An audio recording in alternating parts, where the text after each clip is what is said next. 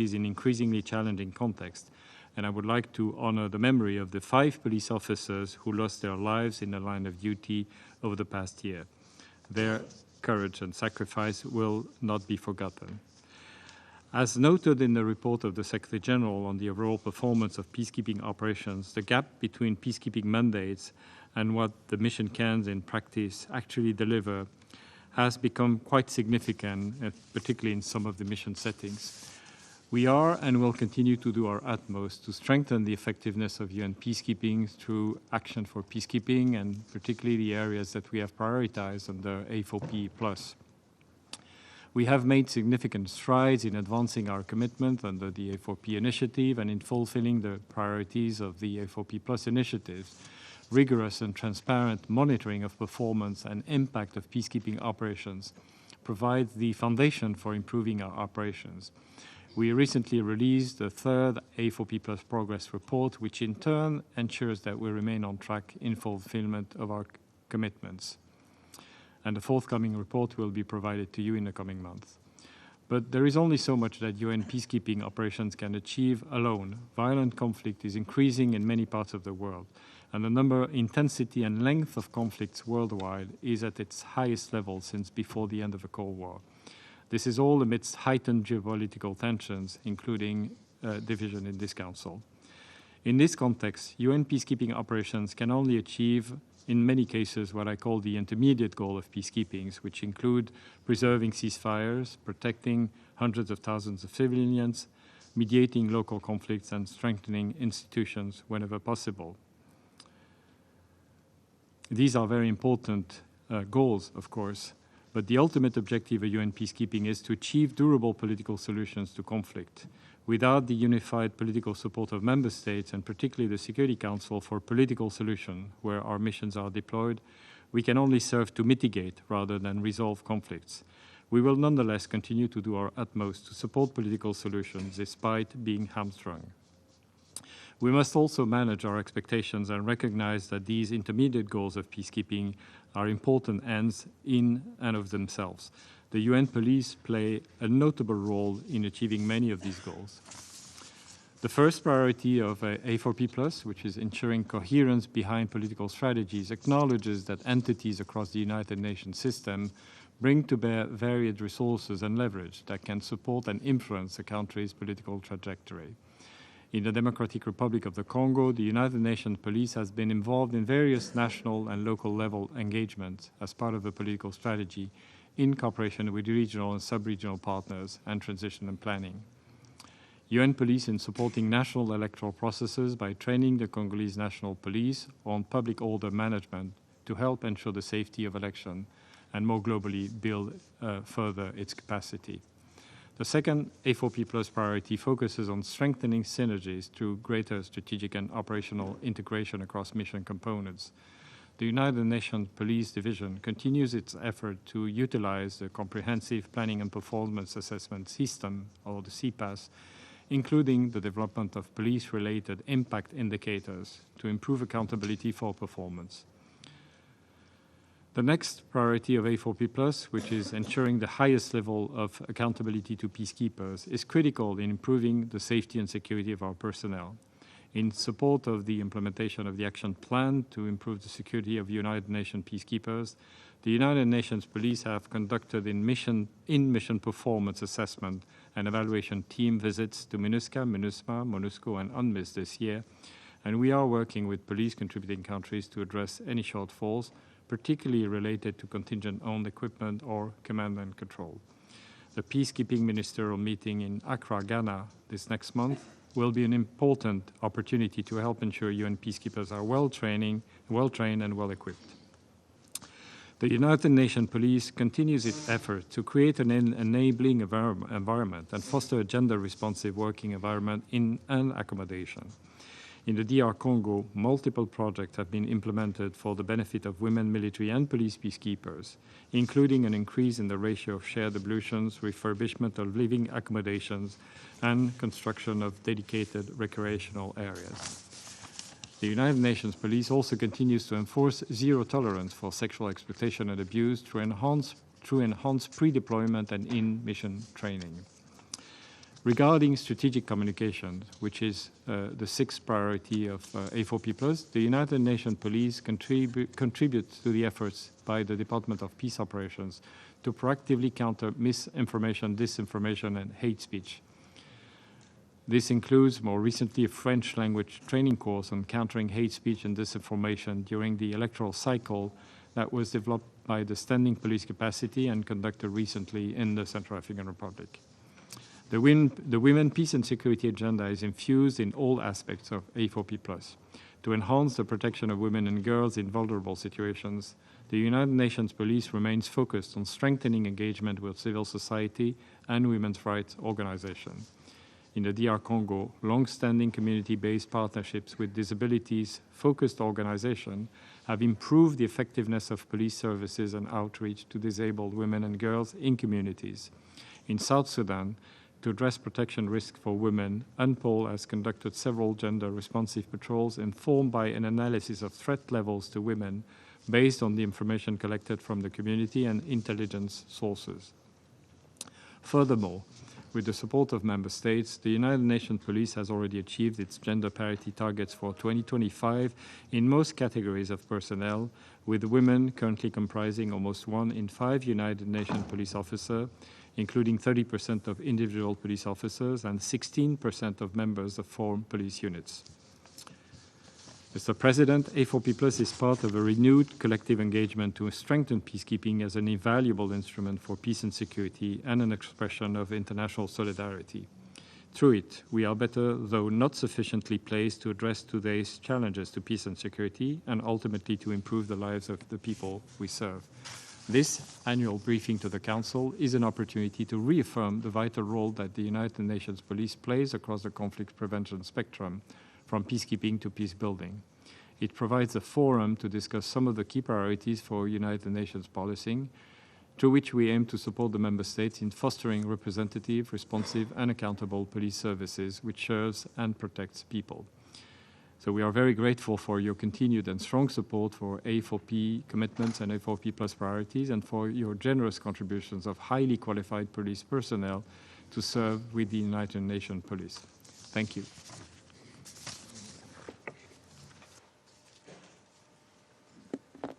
I thank Mr. Lecroix for his briefing. His briefing will be very helpful and valuable to our discussion at this meeting. I now give the floor to Mr. Christopher Mizumango.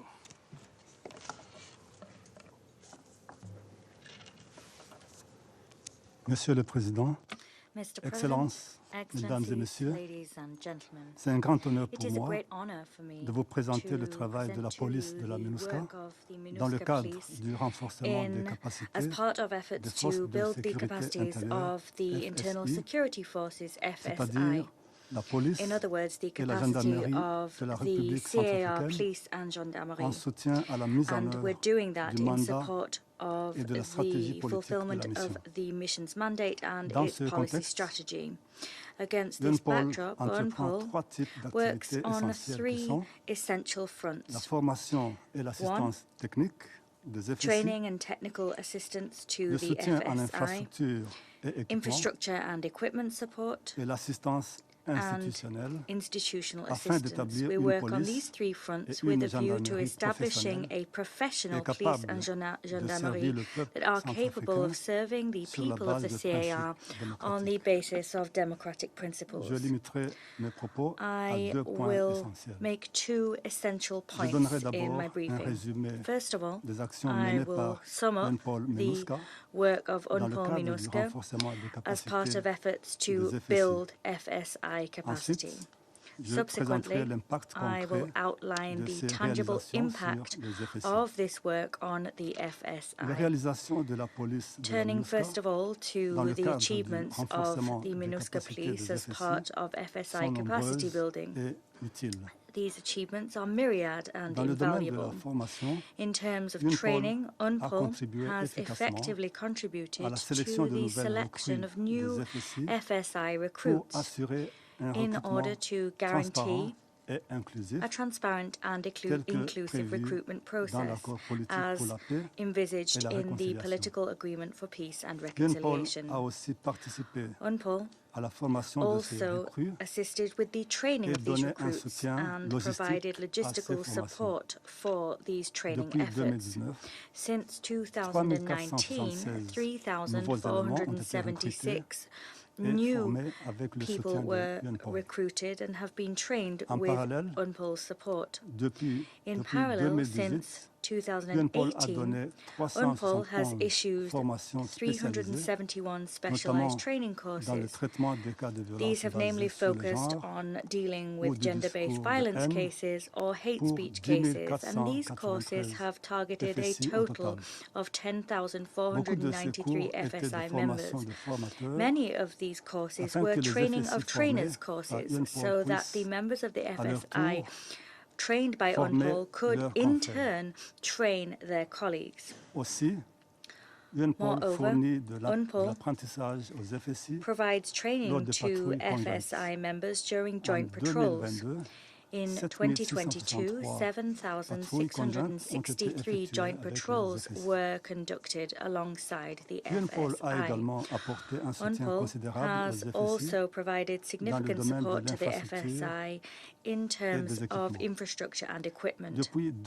Since 2018, MINUSCA has worked through the police component to build or renovate 68 police stations and gendarmerie offices, and has worked to facilitate air transport for the deployment of FSI agents within the country. More than 1,300 FSI members have benefited from such transport in 2022 alone. Turning now to institutional support. UNPOL has assisted with the drafting of key texts crucial for the existence of a professional police and gendarmerie force.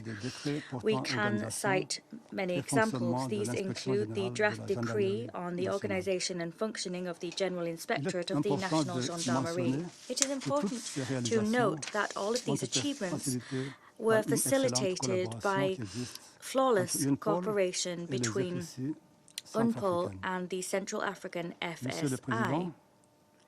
President, Excellencies, ladies and gentlemen,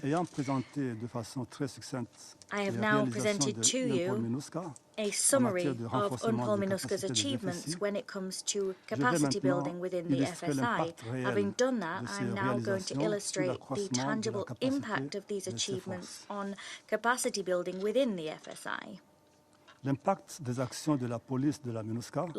now at the impact of the MINUSCA police work on capacity building within the FSI, that impact has been significant.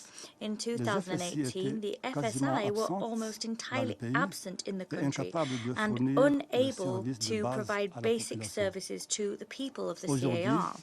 Today, thanks to the joint efforts of the CAR government and MINUSCA through its police component, the FSI are now present and operational both in Bangui and across vast swathes of the country's territory. We have noted real improvement of public order and in terms of controlling crime within the country. UNPOL's efforts are also having an important impact in terms of the respect of human rights within the FSI. This has been thanks to the many training courses issued with the support of MINUSCA's Human Rights Division, but this progress has also been made possible thanks to the effective co-location of UNPOL and the FSI in almost all police stations and gendarmerie offices. We provide constant legal advice when it comes to processing judicial dossiers. Thanks to this work on UNPOL's behalf, thanks to this work of UNPOL, the concept of human rights has been progressively internalized by the FSI. I'm now going to give you the example of the OCRB, the Central Office for the Suppression of Crime. In the past, this OCRB was marked by flagrant human rights violations. In May 2022, UNPOL began co-location with the OCRB after having called for strict adherence to human rights. During the first 7 months of this co-location work, the OCRB had released 186 people who had been illegally detained. In that time, the OCRB also resolved the situation of a further 20 people that had been detained for more than a year without trial. It did this by releasing 9 of this 20 and referring 11 to the prosecutor. Today, the OCRB has been completely transformed to become a service which is more respectful of human rights. And that has been possible thanks to the goodwill of the CAR police authorities, mutual trust and joint efforts undertaken by the police component and the human rights unit of MINUSCA. It's also important to refer to what the impact of UNPOL's co-location with the Special Criminal Court. UNPOL advises and supports national judicial police officers in investigations and helps the CPS to establish files for prosecution by providing them with incalculable expertise. Through this co-location between UNPOL and CPS, the UNPOL is making a significant contribution to fighting impunity around war crimes and crimes against humanity in the CAR. It's encouraging to note that the police authorities and the National Gendarmerie say time and time again in public how satisfied they are with the impact of UNPOL's support and how thankful they are for the good relations and the trust and mutual respect that reigns between UNPOL MINUSCA and the FSI. Mr. President, Excellencies, ladies and gentlemen, to conclude, MINUSCA, through its police component, has done a great deal through many projects to build FSI's capacity, and that has had a significant impact. Today, the FSI have now grown in capacity and are better able to provide police services to the people of the CAR. Moreover, the national police and gendarmerie authorities are very grateful to UNPOL for their crucial support. However, a great deal has yet to be done. The MINUSCA police component will continue to increase its fingerprint in the CAR in terms of implementing the mission's mandate, namely the protection of civilians mandate, the strengthening of the rule of law, and restoring state authority. I thank you for your attention. I thank Mr. Bizimungu for his briefing. I now give the floor to Ms. Christine Forsen. Mr. President, thank you for the opportunity to brief this Council. 23 years ago, on the 31st of October, this Council adopted Resolution 1325 on women, peace and security, the first to recognize the impact of conflict on women and girls and address the urgent need to mainstream gender perspective into our peace and security interventions. Over 2 decades later, as we acknowledge the gains won hard, we must also remain cognizant of the gaps and challenges that lay ahead. The new Agenda for Peace notes that the United Nations is now at an inflection point. Indeed, peacekeeping and UN policing is at a critical juncture where we must interrogate, assess, and adapt if we are to continue to positively impact the lives of the people that we are called upon to serve. Amidst a challenging global geopolitical environment, threats such as gender discrimination, adverse climate events such as flooding and droughts, climate-related conflict, and food insecurity have become more entrenched and disproportionately affect women and girls. It's therefore imperative that our interventions to protect civilians continue to take into consideration the gender dimensions of new and emerging threats. For example, in Bentiu, South Sudan, 4 years of incessant rainfall, flooding, and the reluctant limited access to firewood and livelihood opportunities for women coincided with a spike in reports of sexual and gender-based violence. As we continue to experience clear linkages between extreme weather patterns and gender, it is apparent that we must enhance our understanding of these new dimensions as well as the nature of our policing, training, sensitization, and trust building. In Renk, in Upper Nile, which has been the arrival of more than 350,000 returnees and refugees, predominantly women and children, from Sudan, as an argument over access to resources resulted in armed clashes between two communities. A similar scenario played out inside the Malakal protection of civilian site. A disagreement at a water point led to fighting between the Nuers and Shiluks, which resulted in at least 17 deaths. The Nuer community subsequently departed the site for Malakal town, giving rise to additional protection challenges. In both Renk and Malakal, UNPOL played a critical role in quelling tensions, protecting civilians, and providing safe passages to women and children through supporting UNMIS force in the extraction and relocation of civilians under threat. In addition to violence between communities, alarmingly, sexual gender-based violence continues to be a pervasive threat across South Sudan. In the third quarter of 2023, the UNMIS Human Rights Division documented at least 50 incidents of sexual violence classified as SGBV. Compared to the second quarter, this represents a 150% increase in the incidents and a 122% increase in the number of victims. While this spike may result of more women coming forward to report, the scale and the extent of these crimes remains behind a shadow of stigma, silence, and taboo. Mr. President, it is clear that UNPOL no longer can conduct business as usual. New, innovative, and enhanced interventions related to gender-responsive policing are required. The new Agenda for Peace provides a roadmap for this transition, which validates our ongoing interventions on the ground. Please allow me to reflect on the ongoing work of UNMIS and UNPOL in South Sudan, from which valuable lessons may be drawn by others. These are linked directly to the approaches and priorities identified in the new Agenda for Peace. First and foremost, we must continue to insist on and support women's representation and participation in all decision-making. This participation has to be meaningful and include women from all communities and groups. The South Sudan National Action Plan for the implementation of UNSCR 1325 is a good starting point, which enables UNPOL to strengthen the participation and leadership of women.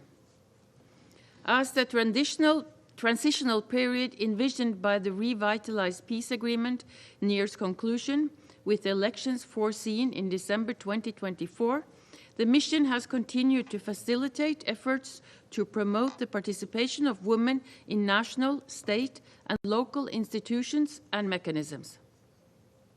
Second, while establishing the legal and logistical framework for the parties to conclude the transitional period with credible election, it's critical, equally important, the requirement to unify the security architecture through necessary unified forces, including the South Sudan National Police Service.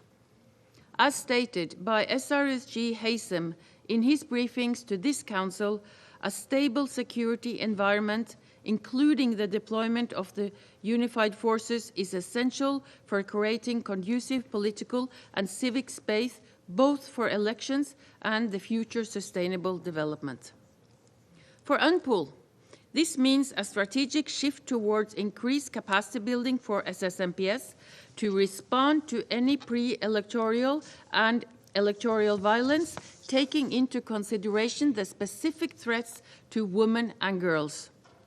In parallel, UNPOL has prioritized building the capacity of women police officers through our SSMPS Women's Network initiative. A conducive environment to foster sustainable peace requires full, equal, and meaningful participation of women, youth, and marginalized groups in all aspects of governance. I believe trust building as a foundation for improved relationships between these groups and law enforcement is a vital first stepping stone, and women officers will continue to play a critical role in this endeavor. Despite the recognition that women play an important role in achieving sustainable peace, the lack of women in SSMPS leadership positions remains a challenge, especially as we move toward elections. The National Action Plan clearly identifies female leadership as an overall goal. To support this, UNPOL is exploring the possibility of a project-funded competence-building initiative for women officers, qualifying them to compete for leadership positions. Third, with a renewed mandate underlining the mission's responsibility to protect civilians across South Sudan, and not only in our area of operation, as an expanded geographical footprint accompanied by proactive, robust deployment continues to be pivotal. Mr. President, in my briefing last year, I described the efforts made to enhance the physical protection of civilians with addressing SGBV and conflict-related sexual violence at the forefront. Since then, our project-based specialized police team has continued the close cooperation with SSMPS trainers to deliver training to the SSMPS Special Protection Unit on SGBV CRSV.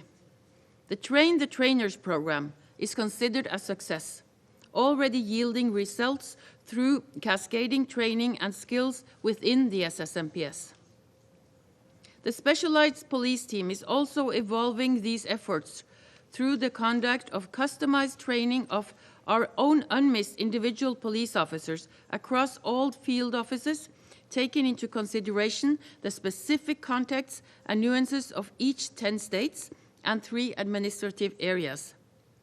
These trained IPOs will then, IPOs is individual police officers, will then further impact local training, thereby significantly expanding the outreach and scope of sexual gender-based violence in investigation. At the national level, this will enable the specialized police team to redirect resources towards enhanced monitoring, advising, and mentoring the local police. UNPOL also continues to maintain close cooperation with the UNMISS military component, including in the field, through integrated patrolling and co-location. As such, UNPOL is able to reach women across the country, especially the outskirts, and increase monitoring and investigation of sexual gender-based violence.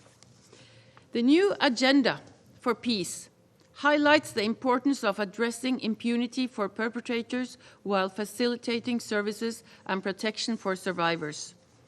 Experience shows that continuous presence is critical in order to exact social changes related to cultural behavior and reporting. The mission is therefore working towards rotation-based UNPOL presence in all field bases, including temporary operating bases, the TOBs, and all team sites. UNPOL and the UNMISS Human Rights Division have established a practical framework for operational coordination and cooperation towards enhancing information sharing, human rights reporting, early warning, and joint monitoring of human rights incidents, including CRSV and SGBV. Joint field visits by UNPOL and the Human Rights Division are effective and beneficial to both entities. In close collaboration between UNPOL, the Rule of Law Advisory Section, and the Human Rights Division has further enhanced the implementation of UNMISS accountability strategy for South Sudan. Joint technical assistance and capacity building provided to rule of law institutions at the national and state level continue to strengthen accountability for human rights violations and abuses, including SGBV, CRSV, while ensuring access to justice for victims and their families.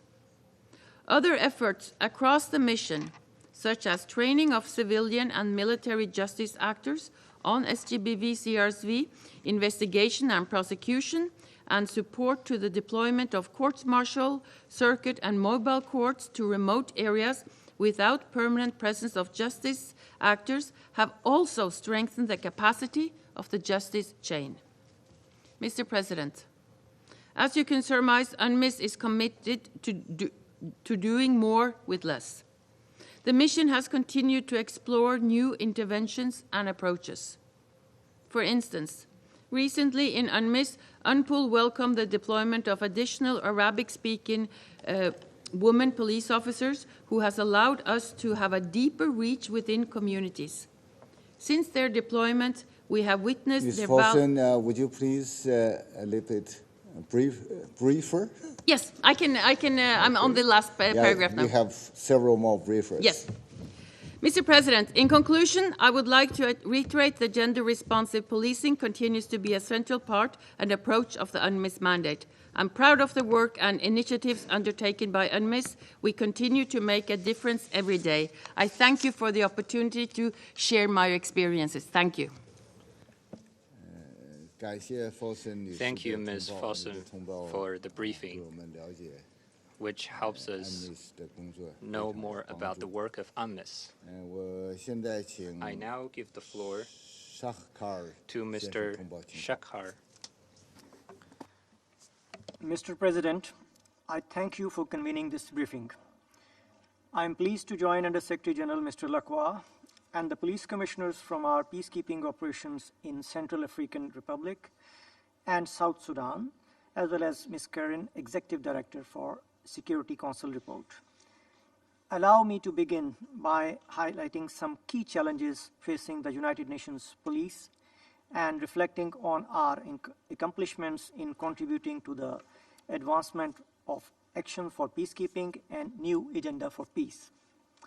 When it comes to challenges, our work continues to be affected by varying relationships and levels of trust between host state government institutions and missions. Let me stress, successful police capacity building and development efforts are undermined and in fact impossible when host state consent is lacking or withdrawn.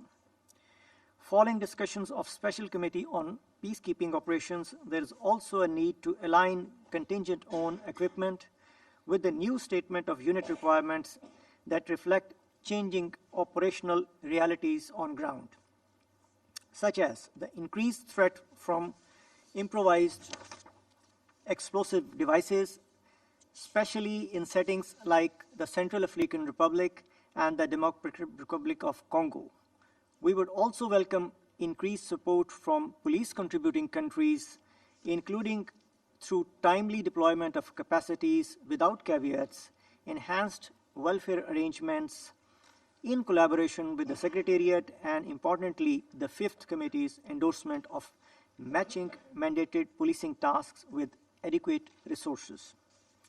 Excellencies, with respect to accomplishments, United Nations police have continued to improve the lives of people we serve. For example, the Democratic Republic of Congo, MONUSCO police supported capacity building efforts of the Congolese National Police, including on the protection of civilians, identification and investigation of SGBV incidents, and training on interviewing and investigation skills. In Mali, despite the difficult political and security context, the United Nations Police continued its activities in accordance with the Security Council Resolution 2640 until the 1st of July 2023, before the end of MINUSMA mandate. Within the framework of implementing peace agreement and the Central Stabilization Strategy, UNPOL provided support to the Malian security forces in their gradual redeployment to the central and northern regions of the country. This support included projects aimed at constructing or rehabilitating facilities supplying equipment and fuel for specific civil protection operations, and as part of logistic support, United Nations Police supported the deployment of 57 Malian police officers to Mineka from Gao. To support the extension of state authority in Central African Republic, the United Nations Police notably deployed 14 individual police officers from Swam Odia and Mobia in February and April, respectively, extending its footprint and allowing it to adjust its layout in coordination with the MINUSCA force and other sections to improve early warning systems. Building on its mandate to support wholesale reform efforts in several settings, United Nations Police continue to advocate for the inclusion of women in police reform stakeholder arrangements and ensuring their representation and thereby ability to take decisions in police reform steering boards, promulgating policies on gender equality in respective police services, as well as providing gender-responsive policing training as established in the Strategic Guidance Framework, which we call SGF. The standing police capacities sustained and reaffirmed the increased relevance of United Nations policing to help prevent conflict and respond to emerging policing requirements for our current peace operations where mandated. This rapidly deployable operational asset also regularly assess the existing capacities and capabilities of missions and host state law enforcement agencies with a view to further improve the way the UN police work in order to enhance its pivotal role within the UN peacekeeping and beyond. The United Nations Interagency Task Force on Policing, which is co-chaired by Department of Peace Operations and United Nations Office on Drug and Crimes, made progress in enhancing policy coherence and dialogue. Building on General Assembly Resolutions 77241, which recognized the work of the task force, a communications campaign to highlight the positive multiplier effect of the United Nations policing was launched. While joint efforts for the task force led to the development of manual on non-coercive investigative technique, capping a year-long effort to establish international norms on human rights compliant policing as well as investigations. At headquarters, we continue to strengthen bilateral collaboration, including through the biennial United Nations Chief of Police Summit, which we call UN COPS. Efforts are underway for the 4th UN COPS, which will be convened in 2024 and contribute to the triangular cooperation between the Security Council, police contributing countries, and Secretariat on all policing matters. Throughout this year, we have also continued to enhance our United Nations police performance regime based on the Strategic Guidance Framework for International Policing. We have made significant strides in operationalizing the UN Police Training Architecture Program and hope to reduce the policy practice gap through the now mandatory SGF online course. Further, our regular performance assessment and evaluation team visits help us identify and certify the evolving capabilities and capacities required for deployment to specific mission contexts, as well as verify in-mission performance of units and individual police officers. Excellencies, to help us achieve our goal, we would appreciate your further support. We have a critical need for individual police officers with expertise in countering organized crime, including environmental crimes, terrorism, forensic crime analysis, community-oriented policing, sexual and gender-based violence, and gender mainstreaming, and improvised explosive device risk awareness, as well as mitigation. For foreign police units, we require francophone and mixed gender units available for rapid deployment and equipped with state-of-the-art capabilities, including SWAT, rapid reaction, canine, and riverine elements as well. In addition, we seek police teams specializing in community-oriented policing, environmental crimes, public order, management, and border policing, as well as forensics. To further the digital transformation of peacekeeping, we will require social media monitoring and analysis tools for use as early warning mechanisms, and for live high-resolution video feed capabilities, and personnel who are proficient in data analysis and management of cybercrime investigations, as well as cybersecurity. I would like to conclude by reiterating that sustained leadership and continued political engagement of member states are indispensable for the success of the United Nations policing. I thank you for your attention. I thank Mr. Shakar for the briefing. I now give the floor to Ms. Karen Landgren.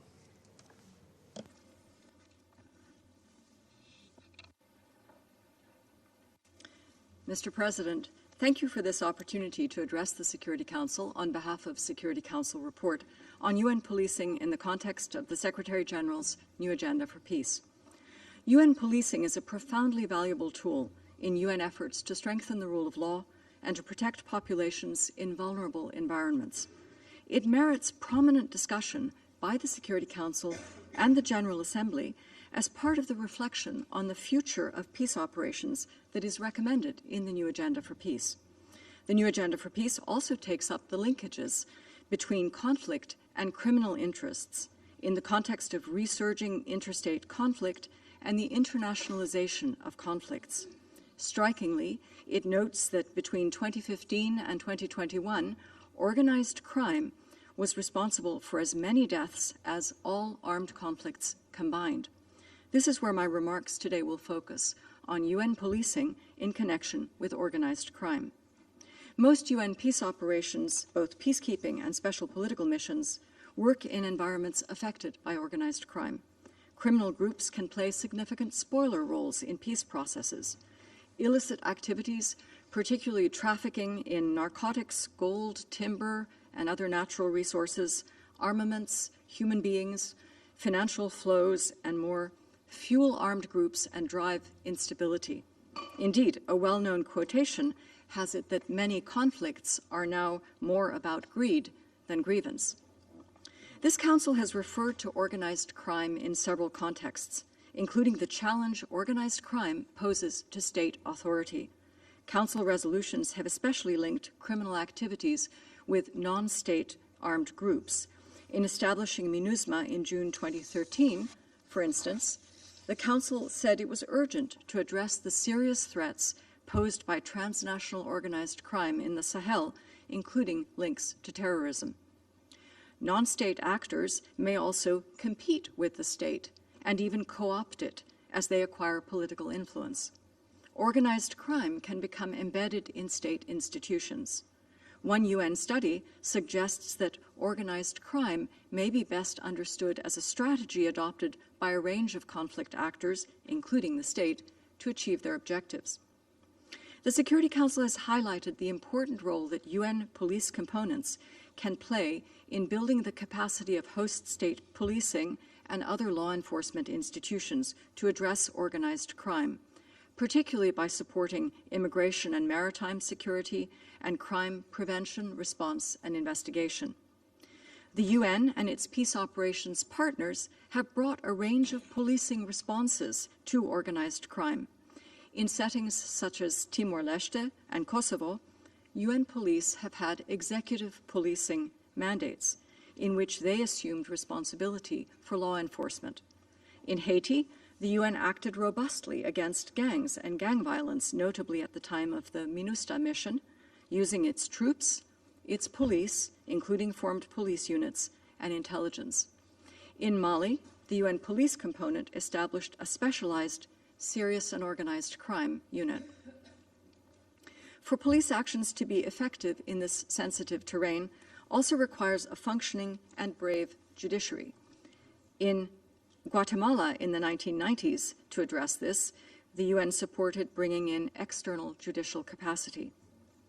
Although the multinational security support mission in Haiti is not an UNPOL mission, its task of supporting the Haiti National Police to address gang violence will benefit from the UN's experiences and lessons learned in this regard. The Council, in last month's Resolution 2699, acted under Chapter 7, having determined that the situation in Haiti continues to constitute a threat to international peace and security and to stability in the region.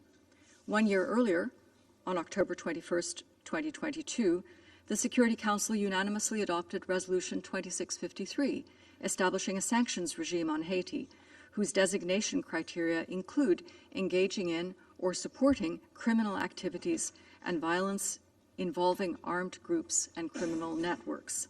Let me mention in this connection that the work of UN panels of experts is notably valuable in shining light on the murky topic of organized crime. President, there are two more peace and security contexts in which policing responses to organized crime may prove important. The first is in transitions. Speaking at this meeting in 2021, USG Lacroix pointed out that UNPOL contributes to host countries' post-conflict transitions, noting its role in facilitating the drawdown of UNAMID and transition to UNITAMs, providing interim policing, police planning capacities, and knowledge transfer. It seems vanishingly rare for UN police to remain on the ground once troops have left. But is it logical that they should depart at the same moment as other uniformed personnel? And while organized crime is also a matter for development actors, the departure of UN peacekeepers, often when national institutions remain fragile, is a high-risk moment for the independence of the judiciary and for the security sector. Some criminal actors will view this as an opportunity. In short, the role of UN policing in transitions probably merits greater focus.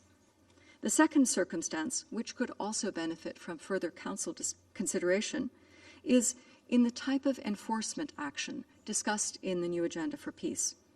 In situations where conflict continues, it's necessary to understand the political economy of the war, who benefits from it and how, and to establish strategies for addressing this particular driver of conflict. Lucrative criminality can strongly disincentivize peace, but it can be challenging for partners to agree on a context analysis. That is one lesson learned from the hybrid operation in Darfur. Questions for the Council here could be this: where enforcement or peacekeeping action is conducted by a regional organization or a coalition authorized by the UN, what is the role of UN policing? And who will be responsible politically for taking up the sensitive issue of organized crime? In the discussion to date of enforcement by regional actors, it's not clear that there has been any discussion of the potential policing role. This would now be timely. A further question is the extent to which UN country teams are truly able to take on the specter of organized crime that threatens a sustainable peace, for which the Council's engagement has provided such important political backing. President, UN police make up some 12% of UN uniformed personnel, but play critical roles in the justice chain, in the protection of civilians, and in interfacing with communities. I'm fortunate to have worked with UN police officers as well as formed police units as the SRSG in the UN mission in Liberia between 2012 and 2015, and to have observed the work of UN police in Bosnia-Herzegovina, where I served with UNHCR in the early 90s. UN policing faces high expectations, as mandates make clear, and an ever-toughening political environment for peace operations. Also, addressing organized crime is high-stakes work. The Council's anticipated reflection on the future of UN peace operations could provide the opportunity for the UN Secretariat to present on, and for member states to consider in depth, organized crime and the role of the UN police with other actors in supporting stabilization and longer-term peace. Thank you.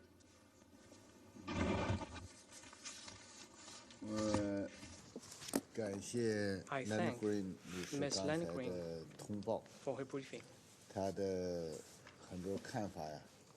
The views shared by Ms. Landgreen in her statement represent a unique perspective with regard to the role of UN police, as well as the issues to be addressed going forward. She has provided us with a lot of food for thought, which will certainly be very helpful for our deliberation today at this meeting. Again, thank you, Ms. Landgren. I now would like to make a statement in my capacity as the representative of China. Dear colleagues, at the outset, I would like to once again thank Under Secretary Lacroix and our police commissioners, Commissioner Bizimungu, Commissioner Fossen, Advisor Shakar, and Ms. Landgren for their respective briefings. UN police are an important component of United Nations peace operations and have played an essential role over the years. I would like to avail myself of this opportunity to pay high tribute to all UN police officers serving in UN missions across the world. Today's annual dialogue represents an important opportunity not only for the Security Council and the police commissioners of various missions to discuss policing-related topics, but also for a deliberation of the overarching and fundamental issues of UN peacekeeping operations.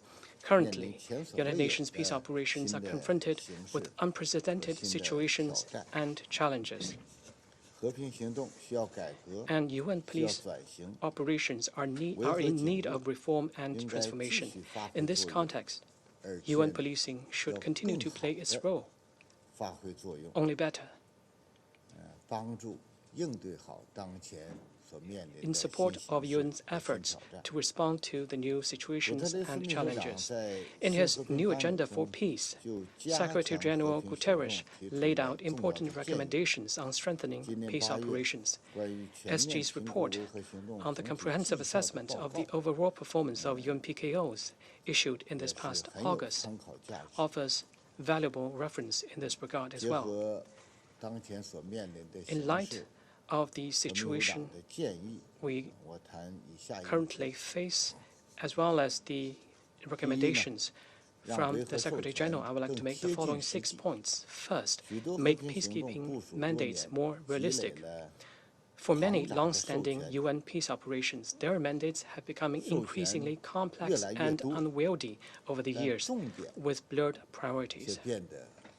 The number of tasks is increasing, but the priorities are no longer that clear. In some cases, mandates have even become divorced from reality. The Secretary-General proposed in his new agenda for peace that UN peace operations need clear, prioritized, and achievable mandates that are subject to adjustment according to changing situation on the ground.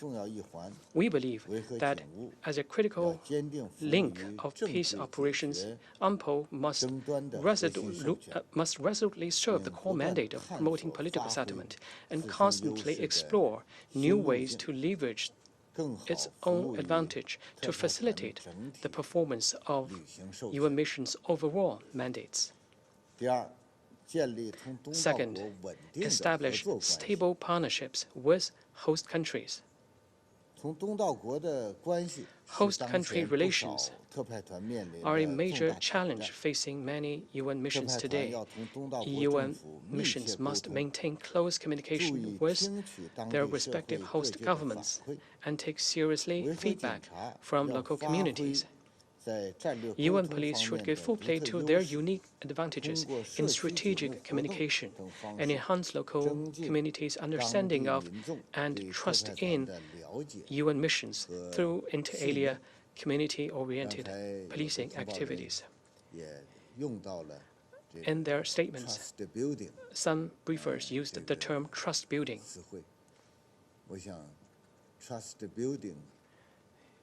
In my view, trust building, confidence building are precisely the kind of activities that we need in order to enable UN peace operations and in particular UN police to play a critical role.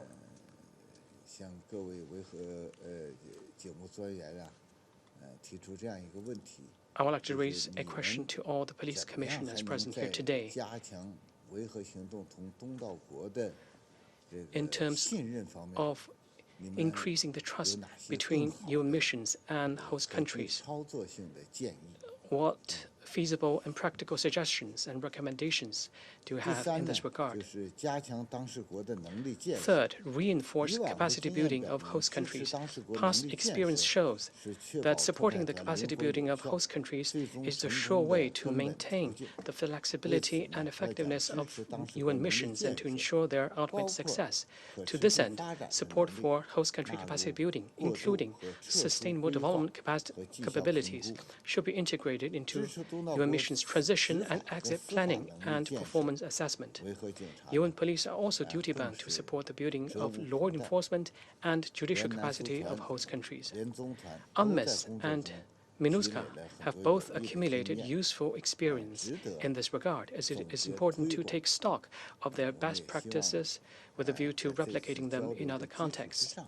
I also hope that on the basis of today's exchange, we will be able to promote some of the good practices in other missions. Fourth, ensure the safety and security of peacekeepers. The recent spate of attacks reminds us that the security risks confronting our peacekeepers remain acute.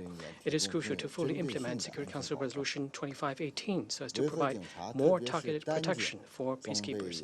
UN police, especially individual police officers, have limited equipment and are subject to significant security risks. All parties concerned must maintain close communication and coordination to promote the timely and full deployment of police officers with adequate equipment to ensure the self-protection and emergency response capabilities of UN police. Fifth, give full play to the unique role of female peacekeepers. As Ms. Fossen mentioned in her statement, indeed, more and more female peacekeepers are contributing to UN peace operations. China welcomes this development. UN missions must provide equal opportunities for women in training, recruitment, and promotion, and make appropriate arrangements in terms of logistics and security to facilitate the performance of duty by female police officers. At the same time, the imbalance in geographical representation has been a persistent issue. We hope that the United Nations will recruit more talents from developing countries and assign them to mid and senior level positions in DPO as well as in field missions. Sixth, respond to the challenges posed by emerging technologies. The disruptive development of emerging technologies continues to have complex impact on UN peacekeeping operations. The Secretariat and field missions must keep abreast of such development, maximize benefits while avoiding harm, and steadily promote digital transformation. In this process, it is vital to respect the sovereignty and ownership of host countries and ensure that the adopted technologies are safe and reliable. At the same time, there's a need to establish and improve an accountability mechanism to avoid abuse, misuse, and malicious use of technologies. On this basis, UN police should effectively leverage the enabling role of emerging technologies to improve such capabilities as situation awareness and strategic communication. We hope that during this meeting, members of the Council will have an in-depth exchange of views. By highlighting the strengthening of UN policing, the Council may wish to explore ways to design mandates and manage peace operations in a more united and efficient manner, so as to make greater contributions to the maintenance of international peace and the realization of common security.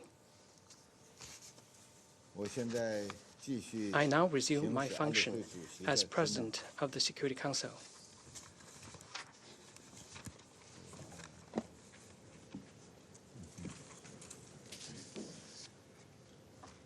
I now give the floor to the representative of Ghana.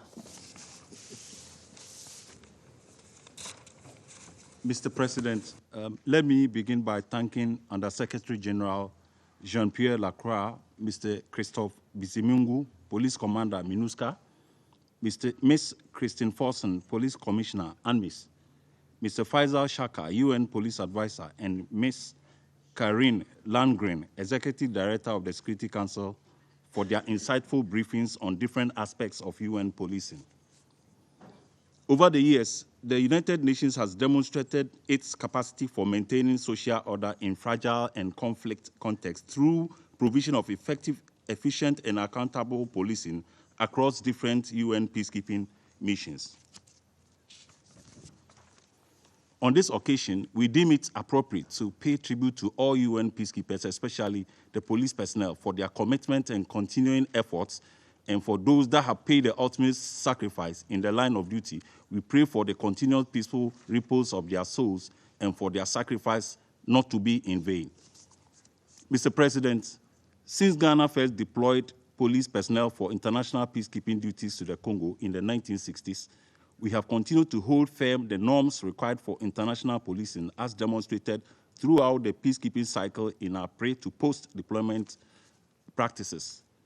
Apart from providing physical protection for civilians and ensuring law and order in conflict areas, our contributions have supported UN policing to restore hope to distraught and displaced civilians. It has also contributed to build confidence in fragile communities through intelligence-backed surveillance, community policing, and facilitated accountability through investigations of incidents of sexual and gender-based violence, human rights abuses, and other serious crimes. With 468 police officers comprising 4 police units and individual police officers at various UN-mandated missions, we recognize the importance of constructive deliberations to build consensus on measures to boost preventive diplomacy, shape the prevention and sustaining peace paradigm within countries, transform gender power by dynamics in peace and security, as well as strengthen peace operations and partnerships. Mr. President, within the context of the Secretary General's new agenda for peace and the Action for Peace and the A4P Plus initiatives, allow me to make the following points which are germane to the work of ANPO and directly has the potential to contribute to the realization of the Secretary General's new agenda for peace. Firstly, amid the growing challenges with UN peace operations, we urge a key role for UN policing within peace operations to rebuild trust and solidarity with communities in ways that can strengthen the social contract of citizens with their governance institutions and leaders, protect and empower citizens, and foster trust within distrustful societies. As we have noted before, UN policing has a demonstrative effect, especially on host communities. And working with the host states and local communities, we must leverage this unique advantage to undermine some of the grievances that violent extremist groups and terrorists have used to prey on many fragile communities. Ghana will encourage the sustained engagement of the Department of Peace Operations and Field Missions in this regard. Secondly, Ghana supports stronger national ownership of preventive measures and stresses the responsibility of member states to sustain the national peace infrastructure in a professional way to work with regional organizations in implementing prevention strategies. In this regard, we hold that even as peace operations may impose tailor-made solutions to address the drivers of instability in host states, a strong push should always be made to implement bottom-up approaches that draws out community and national ownership for the investments in peace and which will also interlock with regional early warning and conflict prevention mechanisms that can sustain and support peace efforts. Mr. President, in conclusion, we encourage the further deployment of innovative and technological solutions to address the challenges of peacekeeping and support the performance of UN policing within the mandates of UN peace operations. We also underscore the importance of ensuring adequate financing and resourcing of all mandated UN peacekeeping operations to enable them to fulfill their responsibilities and to support peace-building activities throughout the life cycle of peacekeeping operations, especially during transitions. Thank you. I thank the representative of Ghana and now give the floor to the representative of Switzerland. Monsieur le Président, Nous remercions les intervenants pour leur présentation. La Suisse exprime sa gratitude envers les policières et les policiers qui s'engagent dans l'émission jour après jour, parfois dans des conditions très difficiles, pour le maintien de l'ordre public, la protection des civils et le développement des capacités policières des États hôtes. Nous rendons hommage à toutes celles et ceux qui ont laissé leur vie en œuvrant pour un monde plus sûr et plus pacifique. Laissez-moi souligner trois éléments. Le développement des capacités policières locales est primordial. L'État hôte doit être en mesure d'assurer la sécurité de ses citoyens. Un effort substantiel est notamment requis pour développer les capacités en termes de maintien de l'ordre public, par exemple en vue de la tenue d'élections, comme nous nous y attendons en République démocratique du Congo et au Soudan du Sud. Les équipes de police spécialisées peuvent jouer un rôle important dans cette formation, tout comme dans d'autres domaines comme la criminalistique, la police de proximité ou encore la lutte contre les violences basées sur le genre. Dans le cadre des transitions et de la réduction militaire d'une mission, ce Conseil devrait considérer au cas par cas la possibilité d'augmenter de manière temporaire la composante police. Ceci afin de s'assurer que l'État hôte soit soutenu de manière optimale dans la reprise de fonctions policières et judiciaires. Cette montée en puissance des instances autres que militaires devrait également être coordonnée avec les organismes, fonds et programmes qui continuent l'action onusienne après le retrait d'une mission, améliorant ainsi la durabilité des initiatives entreprises au cours de celle-ci. Deuxièmement, la police a une fonction cruciale pour la protection des civils dans le cadre de son engagement avec la population. En effet, son réseau est un élément porteur du système d'alerte précoce. Par conséquent, il est essentiel de disposer d'un personnel à même de communiquer indépendamment ou à travers une assistance dans les langues locales.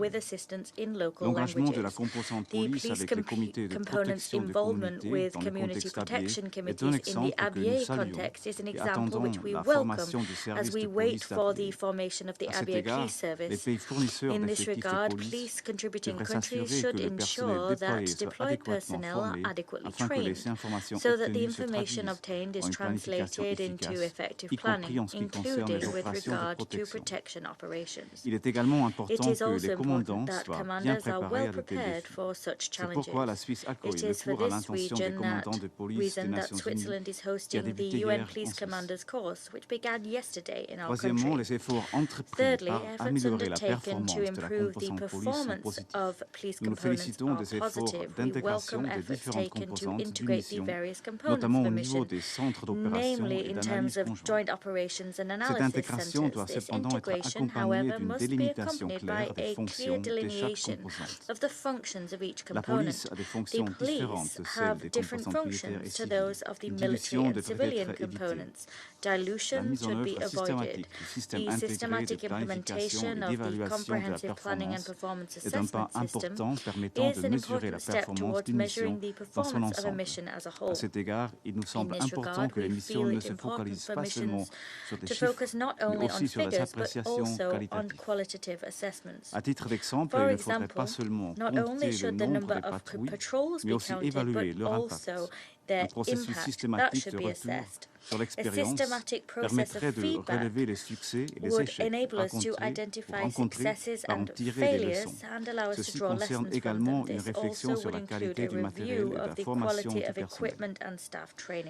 Monsieur le Président, la composante police peut jouer un rôle clé, entre autres, dans le renforcement de l'état de droit, dans la prévention et dans la lutte contre la prolifération d'armes qui sont des éléments importants du nouvel agenda pour la paix. L'autorisation récente par ce Conseil de la mission de sécurité pour les Haïti tient compte de ces rôles. La Suisse continuera à contribuer aux efforts de la police des Nations Unies en mettant à disposition des policiers et policiers qui possèdent une expertise requise et des connaissances linguistiques adéquates. Ceci afin d'augmenter l'impact des missions de la paix. Je vous remercie. I thank you. I now give the floor to Brazil. Mr. President, I thank USG Lacroix and Police Advisor Shakar for their briefings. I also thank Commissioners Fossen and Bizimungu for their remarks and for their valuable work. Also, my appreciation to Ms. Landgren for her insights. The police component of UN missions has carried out increasingly complex tasks. Working in areas where state institutions are weak or inexistent, UN police personnel may be called to reestablish order and protect civilians in very challenging environments. In this context, it is very positive that police components are especially well positioned to engage with local communities, which is key for any mission success and for promoting sustainable peace.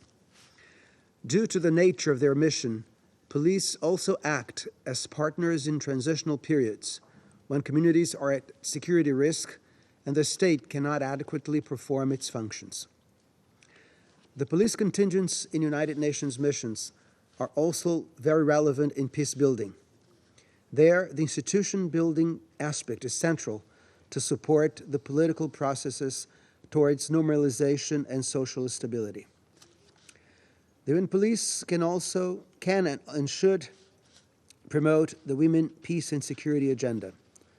The deployment of female police officers has a positive impact on the engagement with communities where women tend to be in rather vulnerable positions.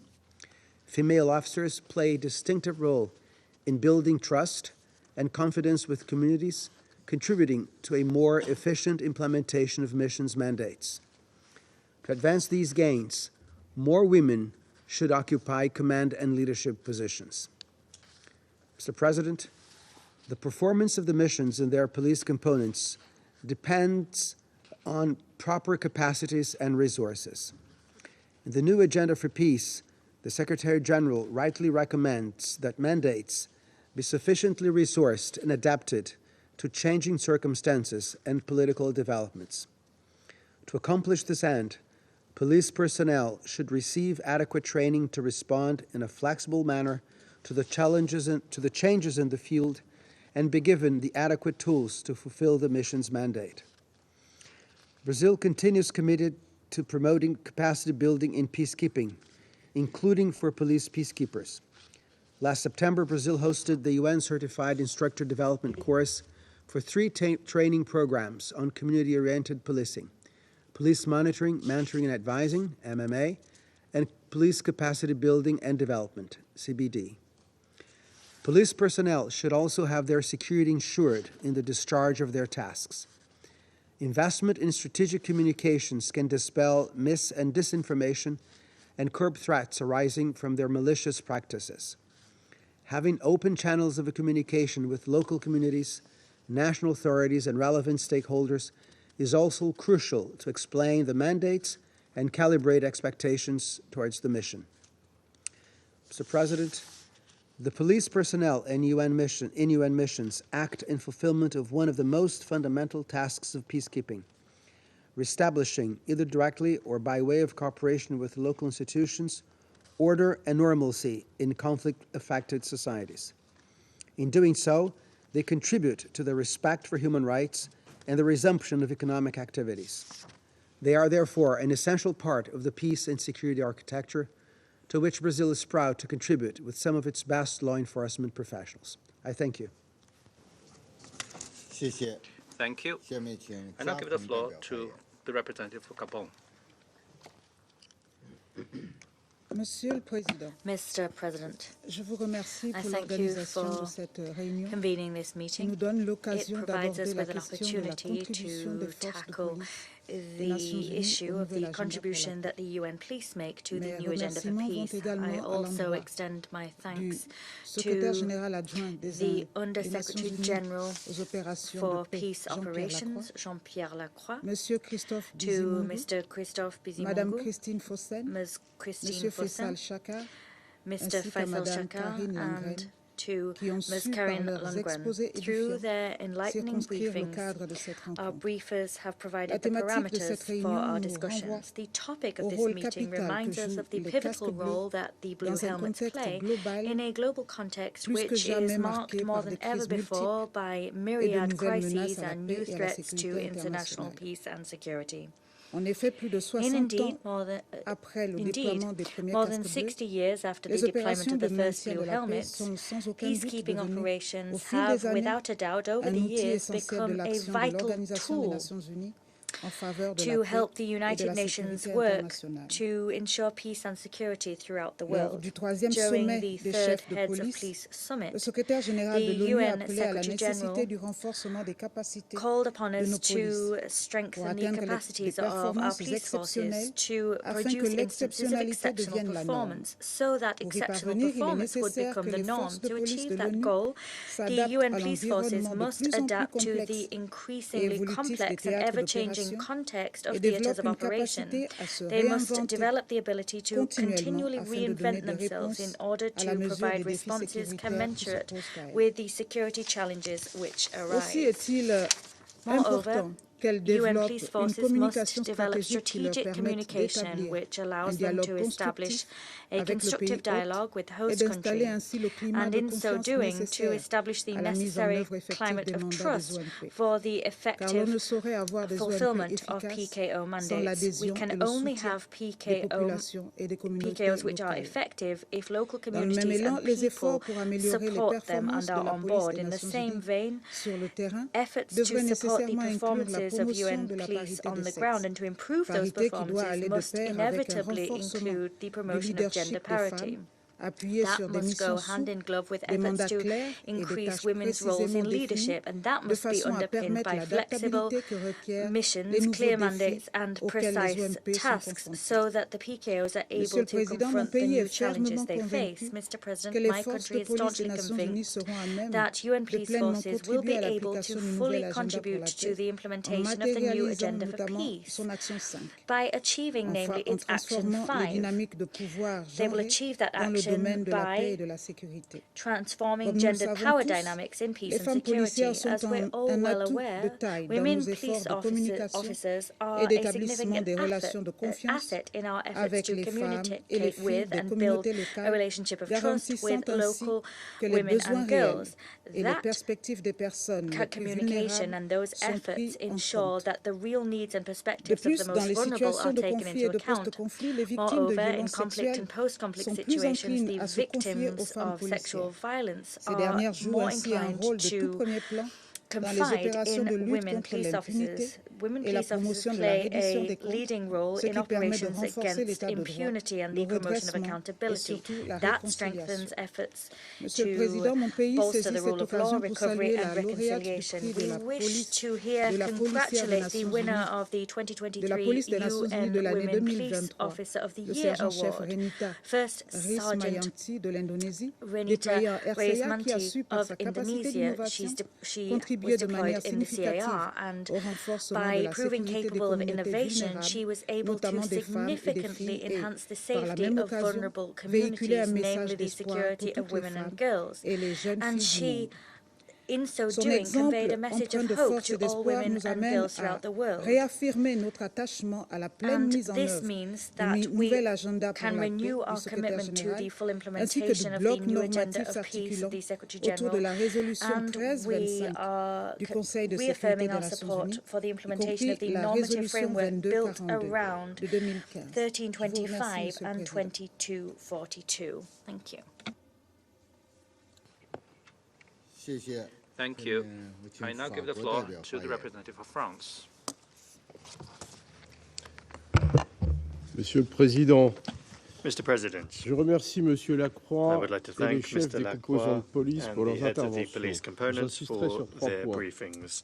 I La would police like des to Nations stress Unies 3 points. a une responsabilité UN particulière Police dans la has mise en particular œuvre des mandats. responsibility for mandate Agissant de implementation. manière très intégrée, Acting elle in a highly intervient à la integrated croisée des manner, missions it conduites intervenes at the par les crossroads of composantes the missions militaires et conducted by the civiles. military and civilian Engagée plus components, spécifiquement dans le engaged renforcement more des capacités specifically des forces de in sécurité building the intérieure de l'État capacities of hôte, the internal elle security joue un rôle forces of the host décisif state. pour aider AMPOL les plays a autorités decisive role de in celui-ci à helping the réussir host state's sa réforme du secteur authorities de la make a sécurité. success of their security À cet sector égard, il reform. est In this essentiel qu'elle soit regard, un it is exemple essential pour le that respect des droits de AMPOL l'homme et la set prise an en compte des example questions de for genre. respect for human Il est rights aussi and gender indispensable que la mainstreaming. police des It Nations is also Unies essential puisse that UN contribuer police be à able to réduire les contribute causes to profondes des reducing conflits. the root La causes of prédation conflict. des ressources naturelles et les effets Preying induits on sur natural l'environnement resources sont and deux enjeux environmental auxquels la France impacts est are particulièrement two issues attentive. that France pays particular La attention France to. soutient la montée en puissance de la police des Nations Unies. Celle-ci doit être une police adaptée aux objectifs des mandats. La France a contribué aux travaux du nouvel agenda pour la paix. La police des Nations Unies doit donc acquérir toutes les compétences nécessaires pour faire face aux nouvelles menaces, comme par exemple à celles liées aux technologies numériques. Les initiatives en cours de développement pour renforcer encore la formation et la sélection au pré-déploiement contribuent à la performance des policiers. Elles doivent être encouragées, suivies avec attention et associer étroitement les États membres. La police des Nations Unies est la première aux côtés de l'État hôte pour favoriser la protection des populations civiles. Face à la détresse des victimes, Faced with the distress of victims, UN police must show that the United Nations is responding to all mandate requirements. France participates in these efforts by allocating nearly 800,000 euros since 2021 and 400,000 euros again this year for the development of the light coordination mechanism, including in the civilian police La police des Nations Unies doit enfin être un modèle pour le respect de la diversité culturelle et du multilinguisme. C'est pourquoi elle doit continuer à promouvoir sans relâche la place des femmes dans ses rangs. Elle a dépassé les objectifs fixés dans la stratégie pour la parité. in the uniformed gender parity strategy, and these good results need to be expanded. France is pleased to note that in December, a sixth female senior police officer command development course will be held in French.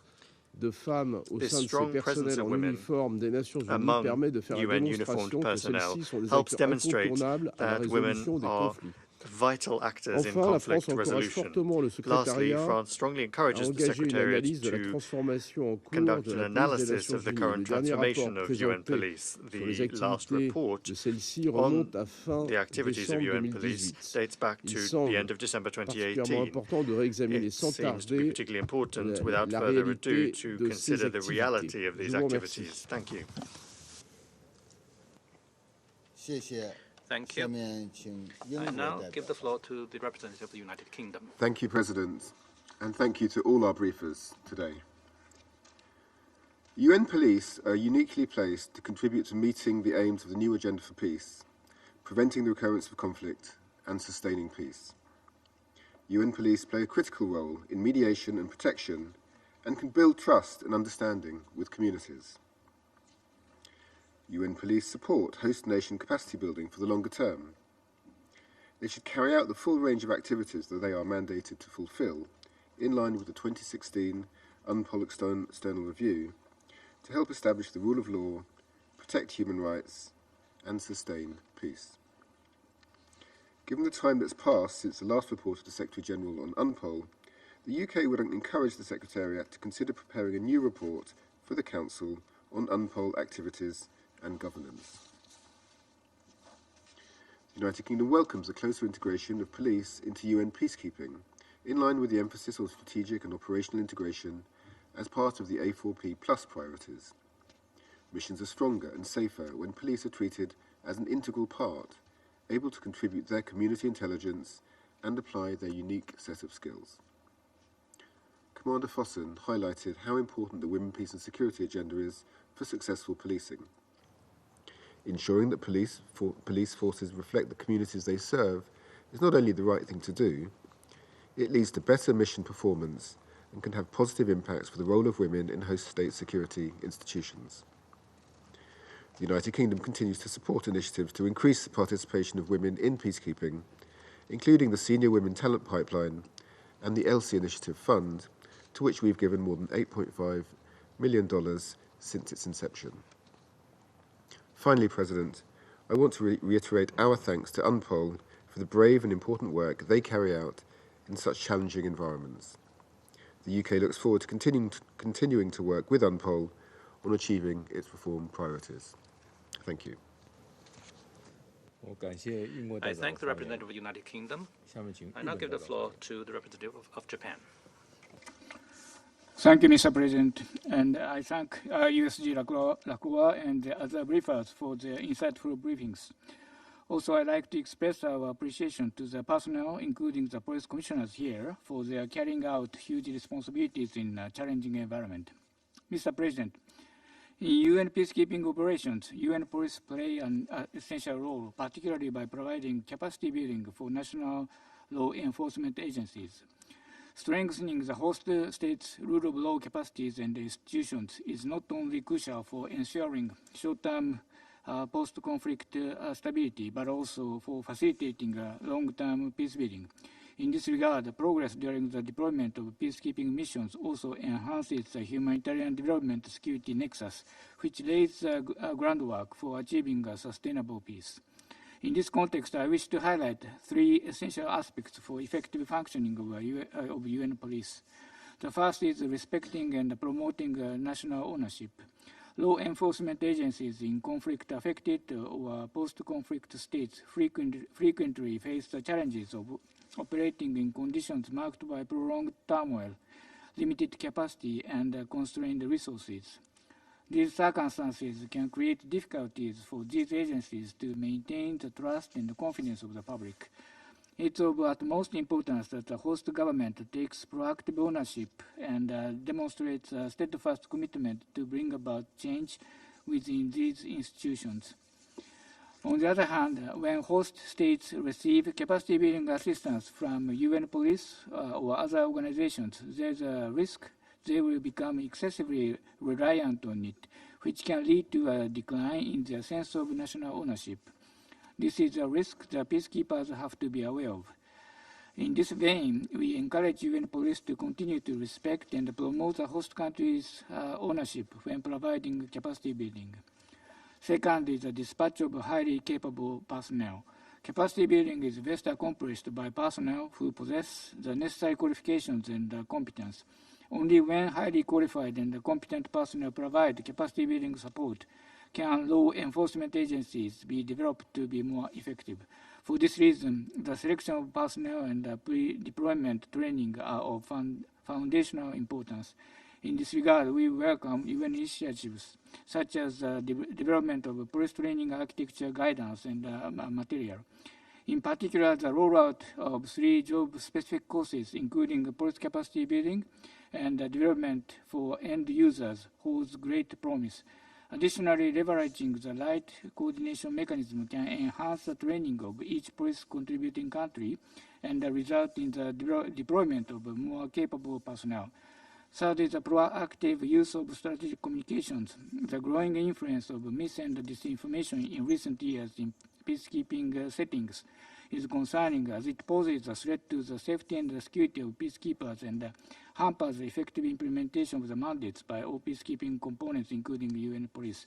We continue to encourage missions to develop integrated strategic communications to disseminate accurate information regarding mission activities with a focus on progress achieved through UN police's capacity building efforts. We believe this can help national law enforcement agencies win the trust of the public in the host state as well. In conclusion, we welcome the efforts of UN police to date, which we hope will be further improved and strengthened. I thank you, Mr. President. I thank the representative of Japan and now give the floor to the representative of Ecuador.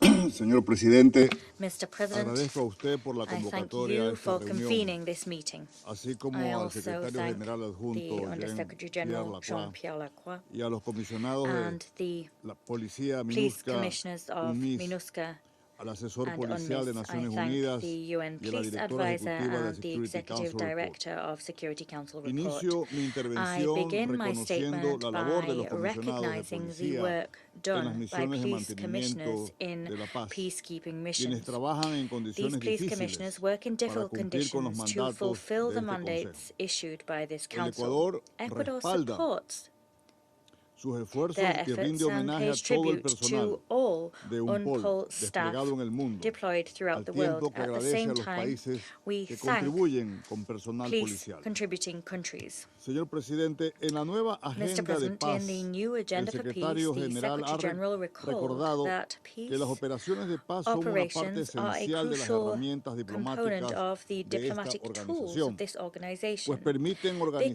because respuestas they en el make it terreno, possible to movilizando organize responses on the ground by mobilizing and financing the collective capacities that no actor alone could possess. Moreover, the Secretary General indicated that peacekeeping operations must harness the wide range of capacities and knowledge within the UN system and within its partners as part of an interconnected multilateral system. In this connection, we believe that transnational organized crime is one of the most significant challenges facing international peace and security. Police components have an essential role to play in combating that phenomenon. Transnational organized crime is a corrupting and murderous system, one which penetrates societies and the state, one which undermines the democratic stability of countries, and one which is rapidly gaining ground. In many areas of the world, the same phenomena are on the rise at the same time. Trafficking in drugs and weapons, trafficking in persons, forced migration, illegal mining, and others. Consequently, it is vital for the future survival of states that states have sustained, robust and effective mechanisms to tackle transnational criminal organizations. In ensuring this is the case, UNPOL's role will become increasingly important. To conclude, Mr. President, I wish to address the police commissioners. First of all, UNMISS, we recognize the work done by the mission's police component, particularly when it comes to supporting people in IDP camps. That work is done to a large extent by female police officers, and that has served to improve the physical security of these places and to build trust. We wish to know what the Council can do to improve the working conditions of that police component. Turning now to MINUSCA, in view of the overcrowding and precarity seen in penitentiary institutions in the CAR, and in view of the fact that it is necessary to build the police's capacity when it comes to criminal investigation techniques, we wish to know whether the police component has been able to contribute to building local capacities in these remits. Thank you. I thank the representative of Ecuador and now give the floor to the representative of Albania. Thank you, President. I express my gratitude to all the briefers for their comprehensive insights, shedding light on crucial aspects of police in UN peacekeeping operations. Let me also express our gratitude to all troop contributing countries and pay tribute to all those who have sacrificed their lives in the line of duty. We extend our appreciation for the commendable efforts made by UNIPOL in enhancing its performance, championing the Women, Peace and Security agenda, and fortifying strategic communication against disinformation, misinformation, and hate speech. The UN Police, a paramount instrument in the UN's arsenal, plays an important role in promoting global peace and advancing the A4P and A4P Plus initiatives. Nevertheless, obstacles impede peacekeeping operations from fulfilling their mandates, as mentioned also by the briefers. The surge in complex conflicts that we have been witnessing for over a decade needs a collective responsibility for a renewed peace agenda to confront these evolving challenges. Addressing violence, particularly against non-state armed groups, demands a comprehensive, politically centered approach. Relying solely on security measures without tackling root causes can lead to counterproductive outcomes. The key to shaping a future where diplomacy wins over discord lies in our unwavering commitment to international cooperation, trust building, and addressing root causes. However, the UN police and peacekeeping operations cannot achieve this alone. They require the robust support of the international community, especially the Security Council. As underscored in the SG's new Agenda for Peace, member states must move beyond rhetoric and commit both politically and financially to prevention efforts. Successful prevention needs holistic approaches, political courage, robust partnership, sustainable resources, and national ownership. We advocate for UNIPOL to build trust with local populations and commend the establishment of the UN Interagency Task Force on Policing. A holistic approach to policing, addressing the nexus of terrorism, violent extremism, and transnational organized crime is imperative. UNPOL must enhance its cooperation with regional and sub-regional organizations, focusing on training, sharing experiences, and exchanging information about policing. When mandated, UN policing plays a vital role in enhancing the rule of law and reforming the security sector in conflicting areas, emphasizing the role of national authorities in renovating police and law enforcement agencies. Strengthening national institutions is crucial for effective violence prevention, encompassing political, security, justice, rule of law, and socioeconomic aspects. In the context of conflict, social resilience is vital, with women playing a crucial role in building trust. Recognizing women's role in UN peacekeeping is essential, emphasizing the need for complete, equal, and meaningful participation in the decision-making. We applaud efforts to increase women's representation, particularly in senior roles, and address recruitment challenges. In conclusion, Albania reaffirms its support for UNIPOL's vital work, recognizing its important role in addressing security threats. Thank you. I thank the representative of Albania and now give the floor to the representative of Malta. Thank you, President. We welcome this exchange with Under Secretary General Rakwa and the heads of the police components of UN operations, Mr. Christophe Bizimungu, Ms. Christine Fossen, and Ms. Faisal Shakar, and as well as Ms. Karen Langreen. We acknowledge the men and women police officers who have served and worked in communities with utmost dedication and honor the memory of those who lost their lives in the line of duty. President, now more than ever, the United Nations police are an essential component of peacekeeping. As we speak, 10,000 UN police officers serve on the front lines in 16 UN peace operations globally. Their efforts not only help us to enforce security through patrolling and other operational support, but as we have heard today, also increase compliance with international human rights standards and uphold the rule of law. UNPOL have demonstrated to operate in an integrated manner in peacekeeping missions. In South Sudan, they have supported prevention of efforts on sexual and gender-based violence and promote human rights by engaging directly with the communities they serve. In the Central African Republic, they have provided support to the national security forces to set down capacity building for national police and gendarmerie to facilitate the efficient exercises of their missions. President, UNPOL operates in challenging and dangerous settings. For them to be effective, we must pursue meaningful performance assessments to address deficiencies and promote their effectiveness on the ground. Furthermore, we must work to ensure UNPOL are properly prepared, equipped, and resourced to address the challenges on the ground. The new Agenda for Peace represents a valuable opportunity to reinforce and strengthen UN peacekeeping capacities to operationalize rapid responses to emerging crises. We also echo the Secretary General's call for a networked multilateralism. This would enable a more effective and universal approach to peace and security, and an extended use of the peacekeeping tools at our disposal to respond to the new and emerging threats.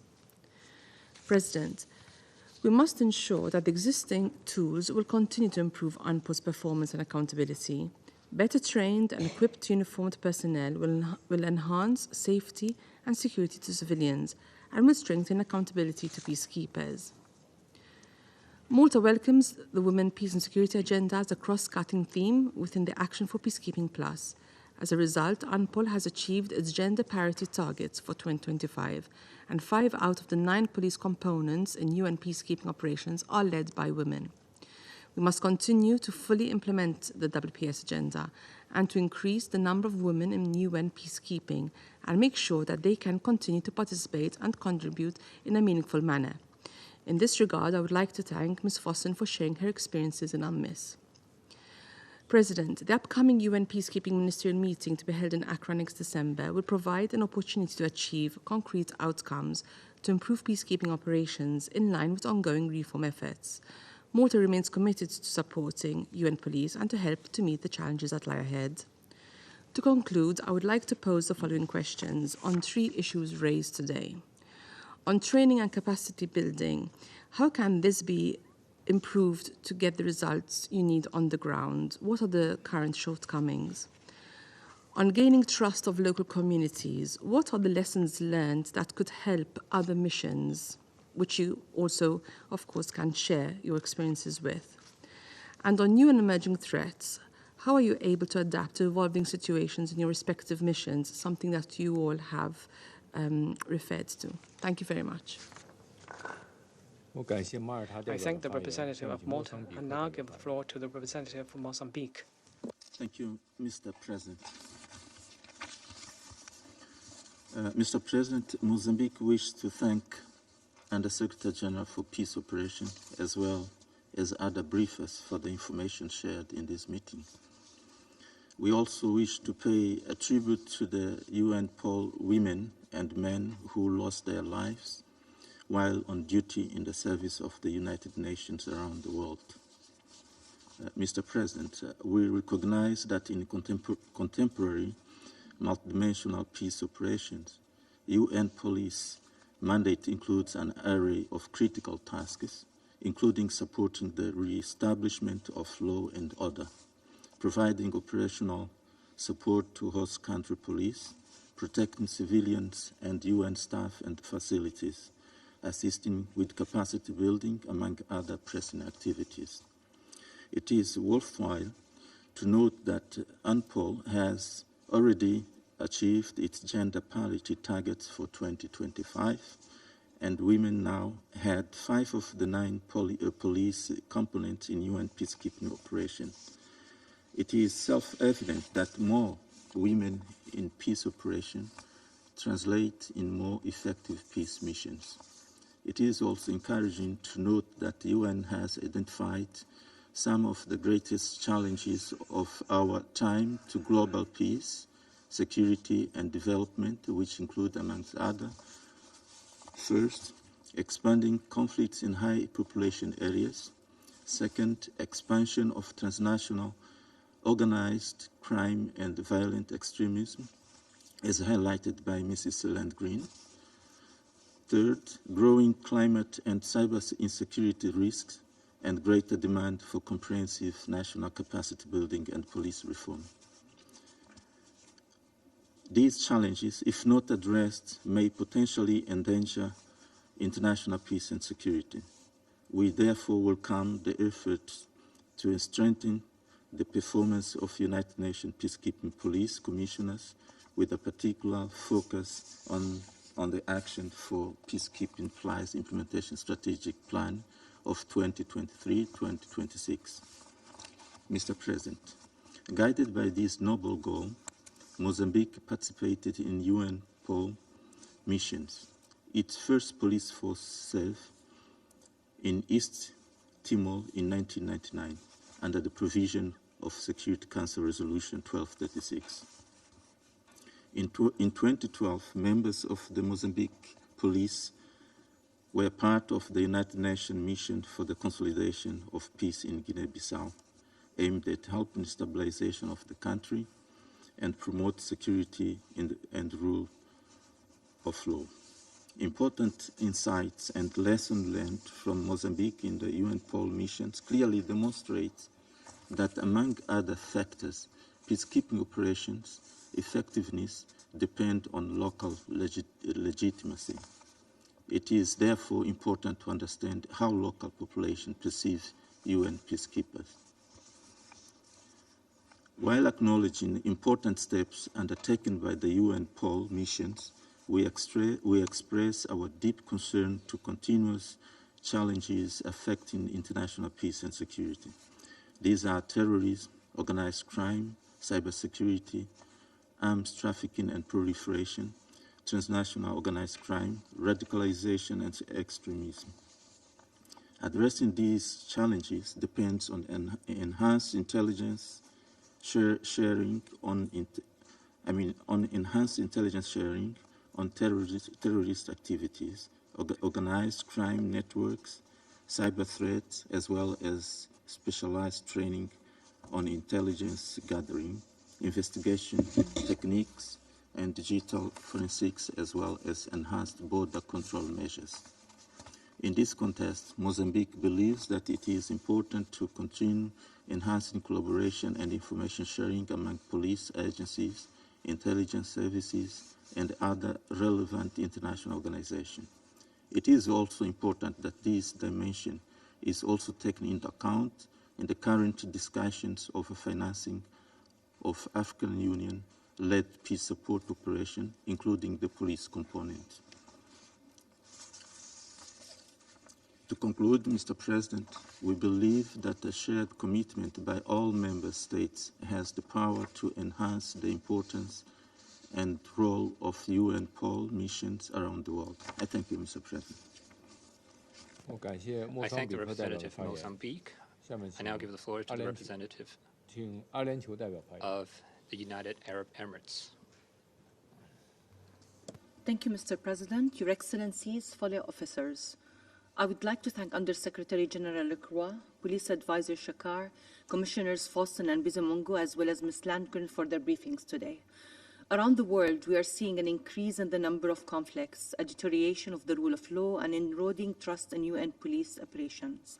Despite these challenges, UN policing capacities remain an important contributor to protecting civilians, ensuring the safety and security of communities, and bolstering fragile national institutions. I would like to acknowledge all fellow officers serving in their stations around the world. The UAE supports the Secretary General's new agenda for peace and the UN 2.0 Quintet initiative that aims to modernize the UN peace and security architecture, including policing, to be better equipped to handle current and emerging challenges. In this context, I would like to make 4 key points. First, the application of UN police performance standards remain critical to ensure that they are not only fulfilling their missions, but they are perceived as doing so by their hosting communities.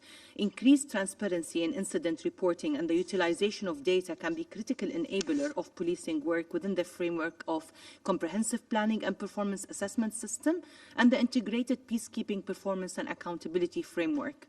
The early declaration of caveats, trainings, and other pre-deployment elements can decisively contribute to operational readiness and boost the performance of UN policing. That's why last September, in support of the police division's effort, the UAE hosted for the second time a UN police performance workshop in Abu Dhabi. We brought together the leadership of police components in peace operations and special political missions to exchange views on performance and accountability questions. Second, UN policing can benefit from regional partnerships. The UAE believes that collaborative mechanisms with regional policing organizations, such as AFRIPOL, for example, can be critical to ensure context-informed policing. The work of the UN Interagency Task Force on Policing is an important opportunity to assess the effectiveness of UN policing assistance efforts, identify gaps in support, and the kind of synergies between UN general, sub-general policing mechanism. Third, U.S. peacekeepers must be good stewards of the environment which they serve in. In addition to the long-standing drivers of conflicts, climate change is increasingly becoming a contributing factor to stability, as noted by Commissioner Fossen in her briefings. The changing climate affecting agricultural patterns, fueling confrontations between communities, and provoking competition over scarce natural resources, an example. The UN must lead the way in walking the talk and ensuring that its peacekeeping missions do no harm to environment. The UAE has been spearheading efforts to support the UN Secretariat transition towards more renewable energy use in its peacekeeping operations, including through the Energy Compact on Renewable Energy and UN Peacekeeping. As patron of the International Initiative of Law Enforcement in Climate, ITULEC, and in support of the environmental strategy of the UN Secretariat, the UN is working closely with the UN Police Division and other stakeholders. Our partners include UNODC, Interpol, S3, AMERIPOL, AFRIPOL, ASEANPOL, GCCPOL, ACCP, the United States Department of Homeland Security, and UNEP OCHA Joint Environmental Unit. The UAE is pleased to collaborate with these organizations in order to enhance the ability of law enforcement agencies to prevent and combat crimes that affect the environment and climate change. Further, the UAE, through ITULEC, facilitated the launch of 5 initiatives to combat environmental crimes across the world: Interpol-led Climate Operations Unit, Global Preparedness Assessment, Research on Environmental Crimes by UNODC, Eco-Readiness Initiative, and a Global Training Center emerging from Abu Dhabi. This year, the UAE will host a Climate Resilience Ministerial Forum on empowering law enforcement for a greener future for the first time on the margins of COP28 in Dubai at the end of the month. Finally, increasing the participation of women in UN policing and police forces across the world is vital to achieve less violent, more peaceful and more inclusive societies. The UAE commends the police divisions on achieving its gender participation target at such a short time frame. But we must also recognize that the current target of 13% is far from representing parity. Increasing the ambition and raising the target beyond the current 13% goal for uniform gender parity is critical to ensure the full, equal, and meaningful participation of women in peace efforts, including in the field. Before concluding, I would like to reiterate our gratitude to Commissioner Fossen for the warm welcome during the recent military and police advisories community visit to South Sudan. We commend UNMA's engagement in support of South Sudan and the critical role that UN policing capacities continue to play within the mission. As sponsor of the 2024 UN Chiefs of Police Summit, I would like to express the UAE's renewed commitment to working closely with the UN Police Division and the Department of Peace Operations in the rollout of the new Agenda for Peace. Thank you, Mr. President. I thank the representative of the UAE. I now give the floor to the representative of the Russian Federation. Thank you, Mr. President. We're grateful to the briefers for the information they provided. Through the commanders present, we thank all police peacekeepers for conscientiously doing their duty for the maintenance of peace and security in complex conflict situations. The police components occupy a particular place in UN peacekeeping efforts. Depending on the mandate of a specific mission, the scope of the Blue Berets' work varies from advising local colleagues to taking full charge of ensuring law and order.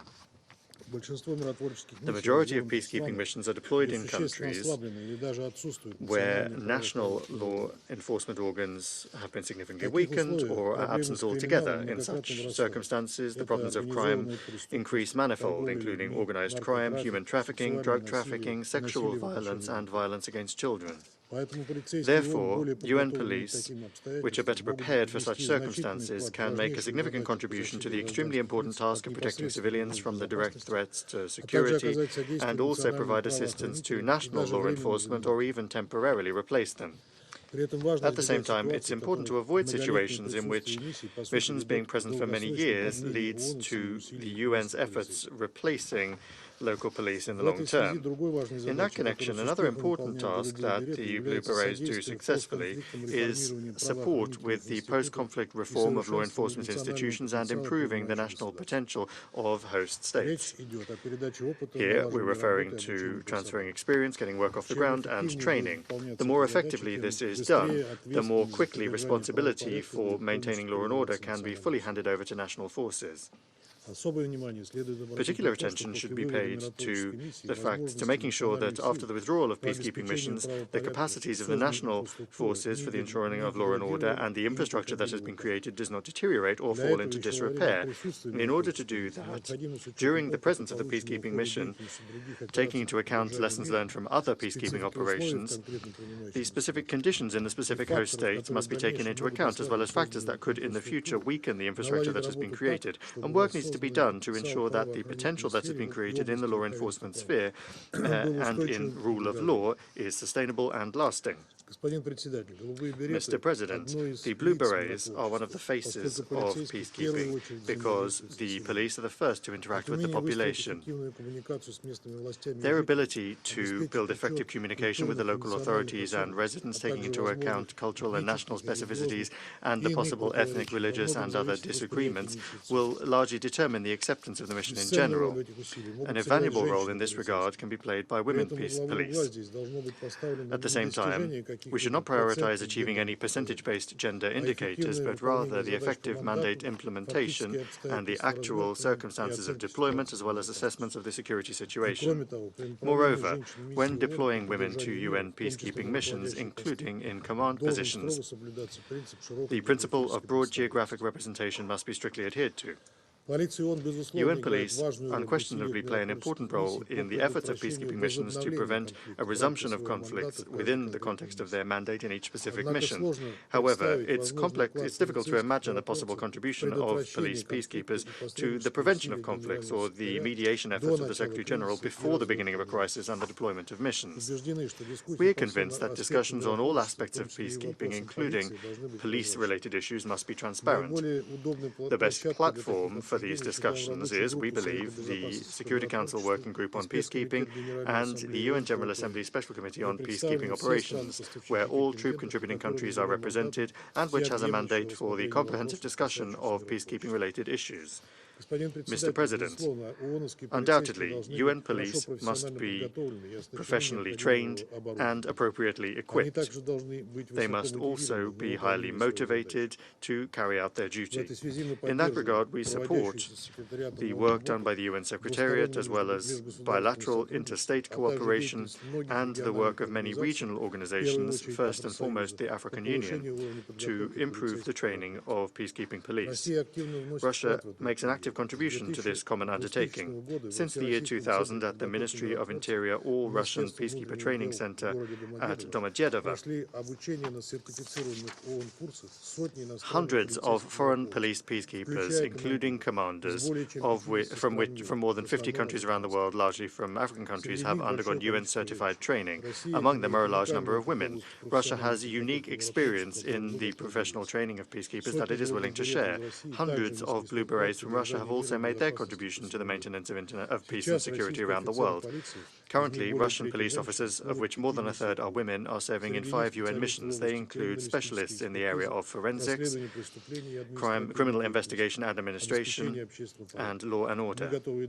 We stand ready to make a further contribution to the work of peacekeeping police. Thank you. I thank the representative of the Russian Federation. I now give the floor to the United States. Thank you, Mr. President, and thank you, Undersecretary General Lacroix, for your briefing, and a special welcome to the police commissioners, the police advisor, and the executive director of the Security Council report.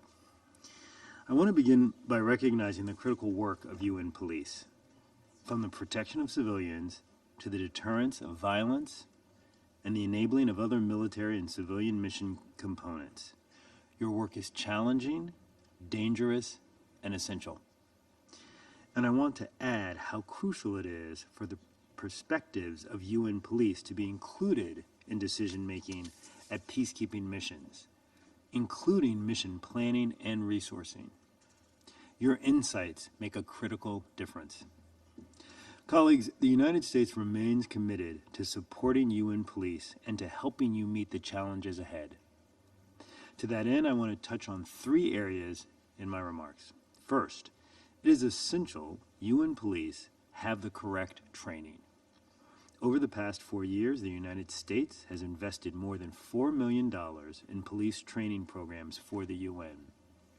The time has come for UN police to fully leverage these investments and make job-specific training mandatory. Second, as we've heard, we must continue to accelerate the inclusion of women in all areas of policing. Women police play leading roles in rebuilding communities, as well as trust between citizens and the security institutions that serve them. Put simply, accelerating the women, peace, and security agenda in the policing context is essential to achieving peacekeeping mission objectives. Third, policing has an important role in responding to the complex and multifaceted challenges threatening international peace and security more broadly. UN police, for example, is already present in special political missions and provides support to UN country teams in non-mission settings. As climate change induces destabilization and conflict across fragile contexts, new needs have emerged for the security sector. We encourage the UN to look at future needs and opportunities for UN policing. And we welcome an update to the Secretary General's 2018 report on UN policing. Colleagues, in conclusion, community-oriented policing de-escalates tensions and helps communities protect themselves. It is an essential ingredient both to peacekeeping and to peace building. And we are committed to working with you on the future of UN policing. And with that, I thank you, Mr. President. I thank the representative of the United States. I will now turn the floor back to the briefers for responses to the questions posed and for any other remarks they may wish to offer. I first give the floor to Mr. Lacroix. Thank you very much, Mr. President. I will be very brief, but I thank all the briefers, and their statements were very informative and enlightening to us. Many important issues, such as the role of capacity building, including for the purpose of transition, the role of women in UN policing, the importance of adapting to new technologies, and of course the critical issue of safety and security. But I want to emphasize more specifically what many briefers have alluded to, which is the evolving nature of conflict, which is what we face in many peacekeeping environments, and the need to better respond to the major drivers of conflict, such as the impact of climate change, the role of and the impact on conflict of transnational criminal activities, and of course global terrorism. I think it is important to note, as many briefers did, that those drivers of conflict largely require a police type of response, and therefore I believe that the role of police in field multilateral peace operation will gradually increase so that we can better respond to these challenges. The new agenda for peace highlights in its parts dedicated to peace operation the importance of promoting a more networked multilateralism. A more networked multilateralism in the context of peace operation means that we should be better equipped, field operation in the area of peace and security should be better equipped to better respond to those drivers of conflict. That will involve an enhanced role of UN police. That will also involve, I believe, better cooperation and coordination with other agencies or entities within and beyond the UN system, and of course more ability to create and implement adequate projects at the national and global, regional and global level to better address these important drivers of conflict. As far as the additional questions is concerned, I will defer to my colleagues, head of police component, the police advisor, of course, Ms. Karin Langren, and I look forward to their comment. I will stop here. Thank you. I thank Mr. Lacroix for your comments and responses. I now give the floor to Mr. Bizimungu to respond to the comments and questions raised.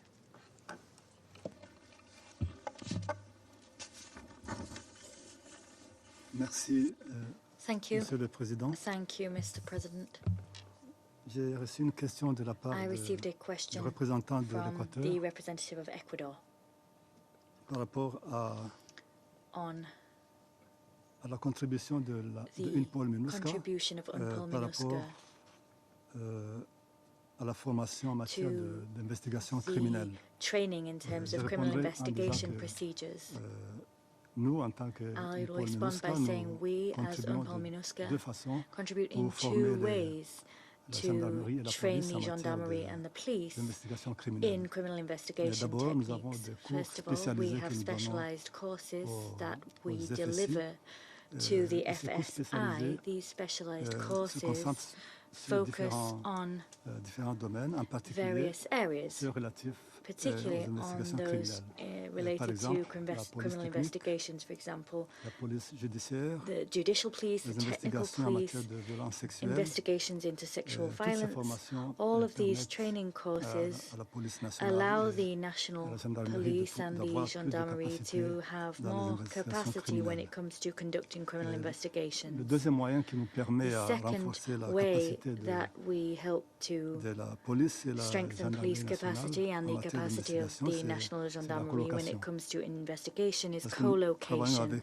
because we work with them in their police stations and in their gendarmerie offices. We deliver advice when it comes to investigations and other areas of police work. And I have to come back to the initial problem that was raised here. That was overcrowding in detention centres. So the work we do in co-location allows us to ensure that if there are people detained illegally, we give advice so that we can ultimately ensure their release. And that work is part of solving that problem. So we work together by way of co-location in police stations, in gendarmerie offices. So on a daily basis, we give them advice, we help them, we ensure that investigations are conducted professionally and, above all, in a way that respects human rights. That's what I can say by way of a brief response to your question. Thank you. I thank Mr. Bizimungu for the clarification and response. I now give the floor to Ms. Forson to provide some additional remarks.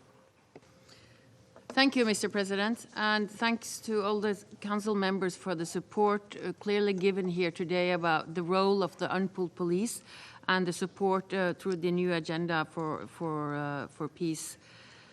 I will go first to the question, which was very concrete from Ecuador, which was what can the UN Council, as far as I understood, the representative from Ecuador asked, what can the UN Council do to support the protection of civilians even more from your side? And firstly, I would state very clearly that the support we have heard today and the recognition of the role of the police is the most important step that the UN Security Council can take forward, and to recognize the role of the police beside the force, because unpooled military, the UN military comes in first, and then it's important to strengthen the role of police in have a sustainable peace forward. When we work in the IDP camps, we are working along the unpooled principles of protection of civilians. We do it through the gender-responsive policing, and the support we will need from the UN Security Council is to continuously have the strong support from PCC's deployment of qualified women, and the women and also the men, but especially the women that will walk the extra mile, engaging with the local communities, engaging with the IDPs, engaging with the vulnerable women, and creating space for them so we can support them in moving forward. We see this very strong or clearly in South Sudan. Another thing, if I can just mention, is that when you recognize the role of the unpooled police and the importance of gender-responsive policing, it will also be important to create space for us to have sufficient budgets for the equipment which is needed for the women to go out on long-distance patrol. It is easier for our male unpooled officers to join with force, especially as unpooled female officers. We have had several requests for more gender-sensitive equipment which is needed when you go out in the deep field and deploy for several weeks. I have discussed the issue with LC Initiative Fund and also with UN Women, so we're working on this. But this is a strong, if we're going to send the women out there, we will need equipment which is gender, and it's so we can take care of their security and other needs. And I would like to say, as I also said, and as the force commander and Ms. and I often discuss, the force commander says it's important to recognize that police officers all over the world are trained in interacting with the communities. That's why we have seen the advantage of deploying UNPOL officers with force and in a very efficient way in UNMISS. There was also a question from Malta, which was on the line of how we could increase our capacity building on ground and create good sustainable programs. My response to this is that we are working very closely with the host government, which is important, so we create space and possibilities for the host government to work side by side with us, but they are the ones to run their programs when we leave. We are there on the invitation from the host government, so we have to create the space and make sure we have sustainable programs which can develop the local police and the chain of justice. SRG's Haytham in UNMISS often states that the question is, what do we leave behind? And this is all what we think. How can we leave? What do we leave behind for South Sudan to manage and have good governance themselves? And in this regard, I would once again, to conclude, say I'm glad for the support I've heard today. And I can assure you that our capacity building from UNPOL side is always in UNMISS done with the perspective that we're doing it as the role of police, but we do it together with human rights, rule of law, so we can see the whole chain of justice work together, because it doesn't help if we create good police officers in South Sudan, if they don't have prosecutors or courts or detention facilities who can manage the whole chain of command if you're going to convict people of being convicted for sexual gender-based violence. So we have to work on the whole chain of command, and I'm proud to say that we are doing this as best as we can under the strong leadership of SRG Haytham. Thank you. And I thank you. Thank you, Ms. Fossen. I now give the floor to Mr. Shakar to make some additional remarks. Mr. President, first of all, thank you for the great support and the time of the Council for these discussions. I will touch on briefly a couple of points that were raised. The first one is the role of UN police in transitions. So this is critically important that while we end and withdraw, but still the institutions are fragile, and we will should be looking for a bit more longer presence of UN police in some capacity to keep the things rolling for a sustainable development. Second is the organized crime, which is touched by Ms. Karen, is something which has global connotations. It's not restricted to like a peacekeeping mission to one area, but it affects all. So in this, we are focusing on a very coherent response through the interagency task force, as well as through cooperation of the regional police setups.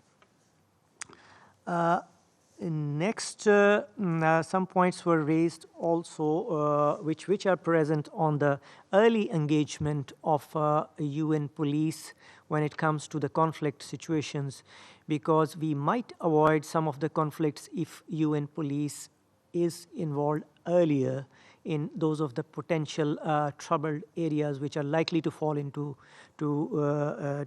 conflict. And we receive sometimes requests from our regional regional coordinators as well as UNDP, and we are supporting through UN police deployments there as well.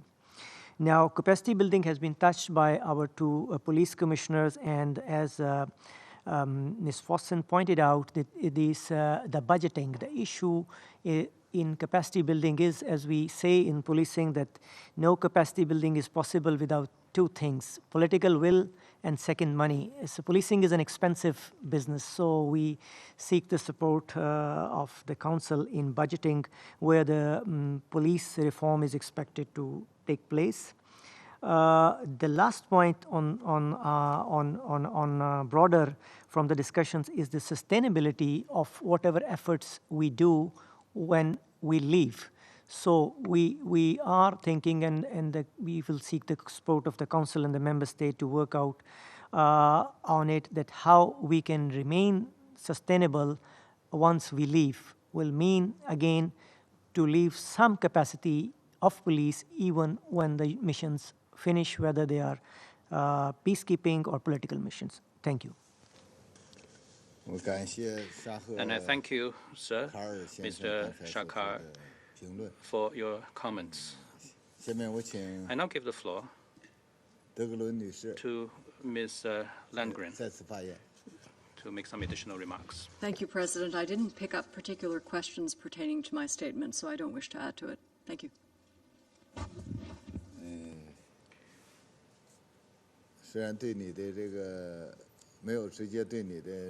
Although there were no questions directed to you, but the question you posed in your intervention certainly is worth deep reflection. This will help us going forward in terms of guiding us in discussing relevant activities.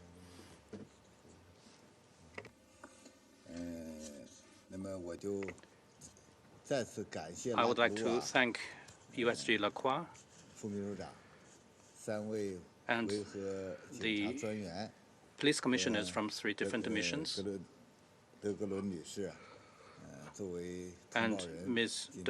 Landgren as a briefer for the presentation of the information and for discussing with us your activities and by providing us with your comments and observations. This certainly will be very helpful and valuable in terms of improving the police component of work of the peacekeeping operations of the United Nations. The police work of the peace operations will continue to receive strong support from the Security Council. Ms. Forson mentioned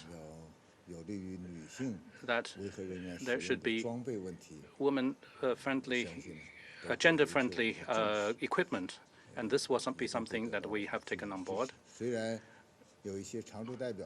are certain permanent representatives, though they were not at this meeting, but they are also engaged in very important work. They will continue to provide strong support to peace operations. Through you, I would like to convey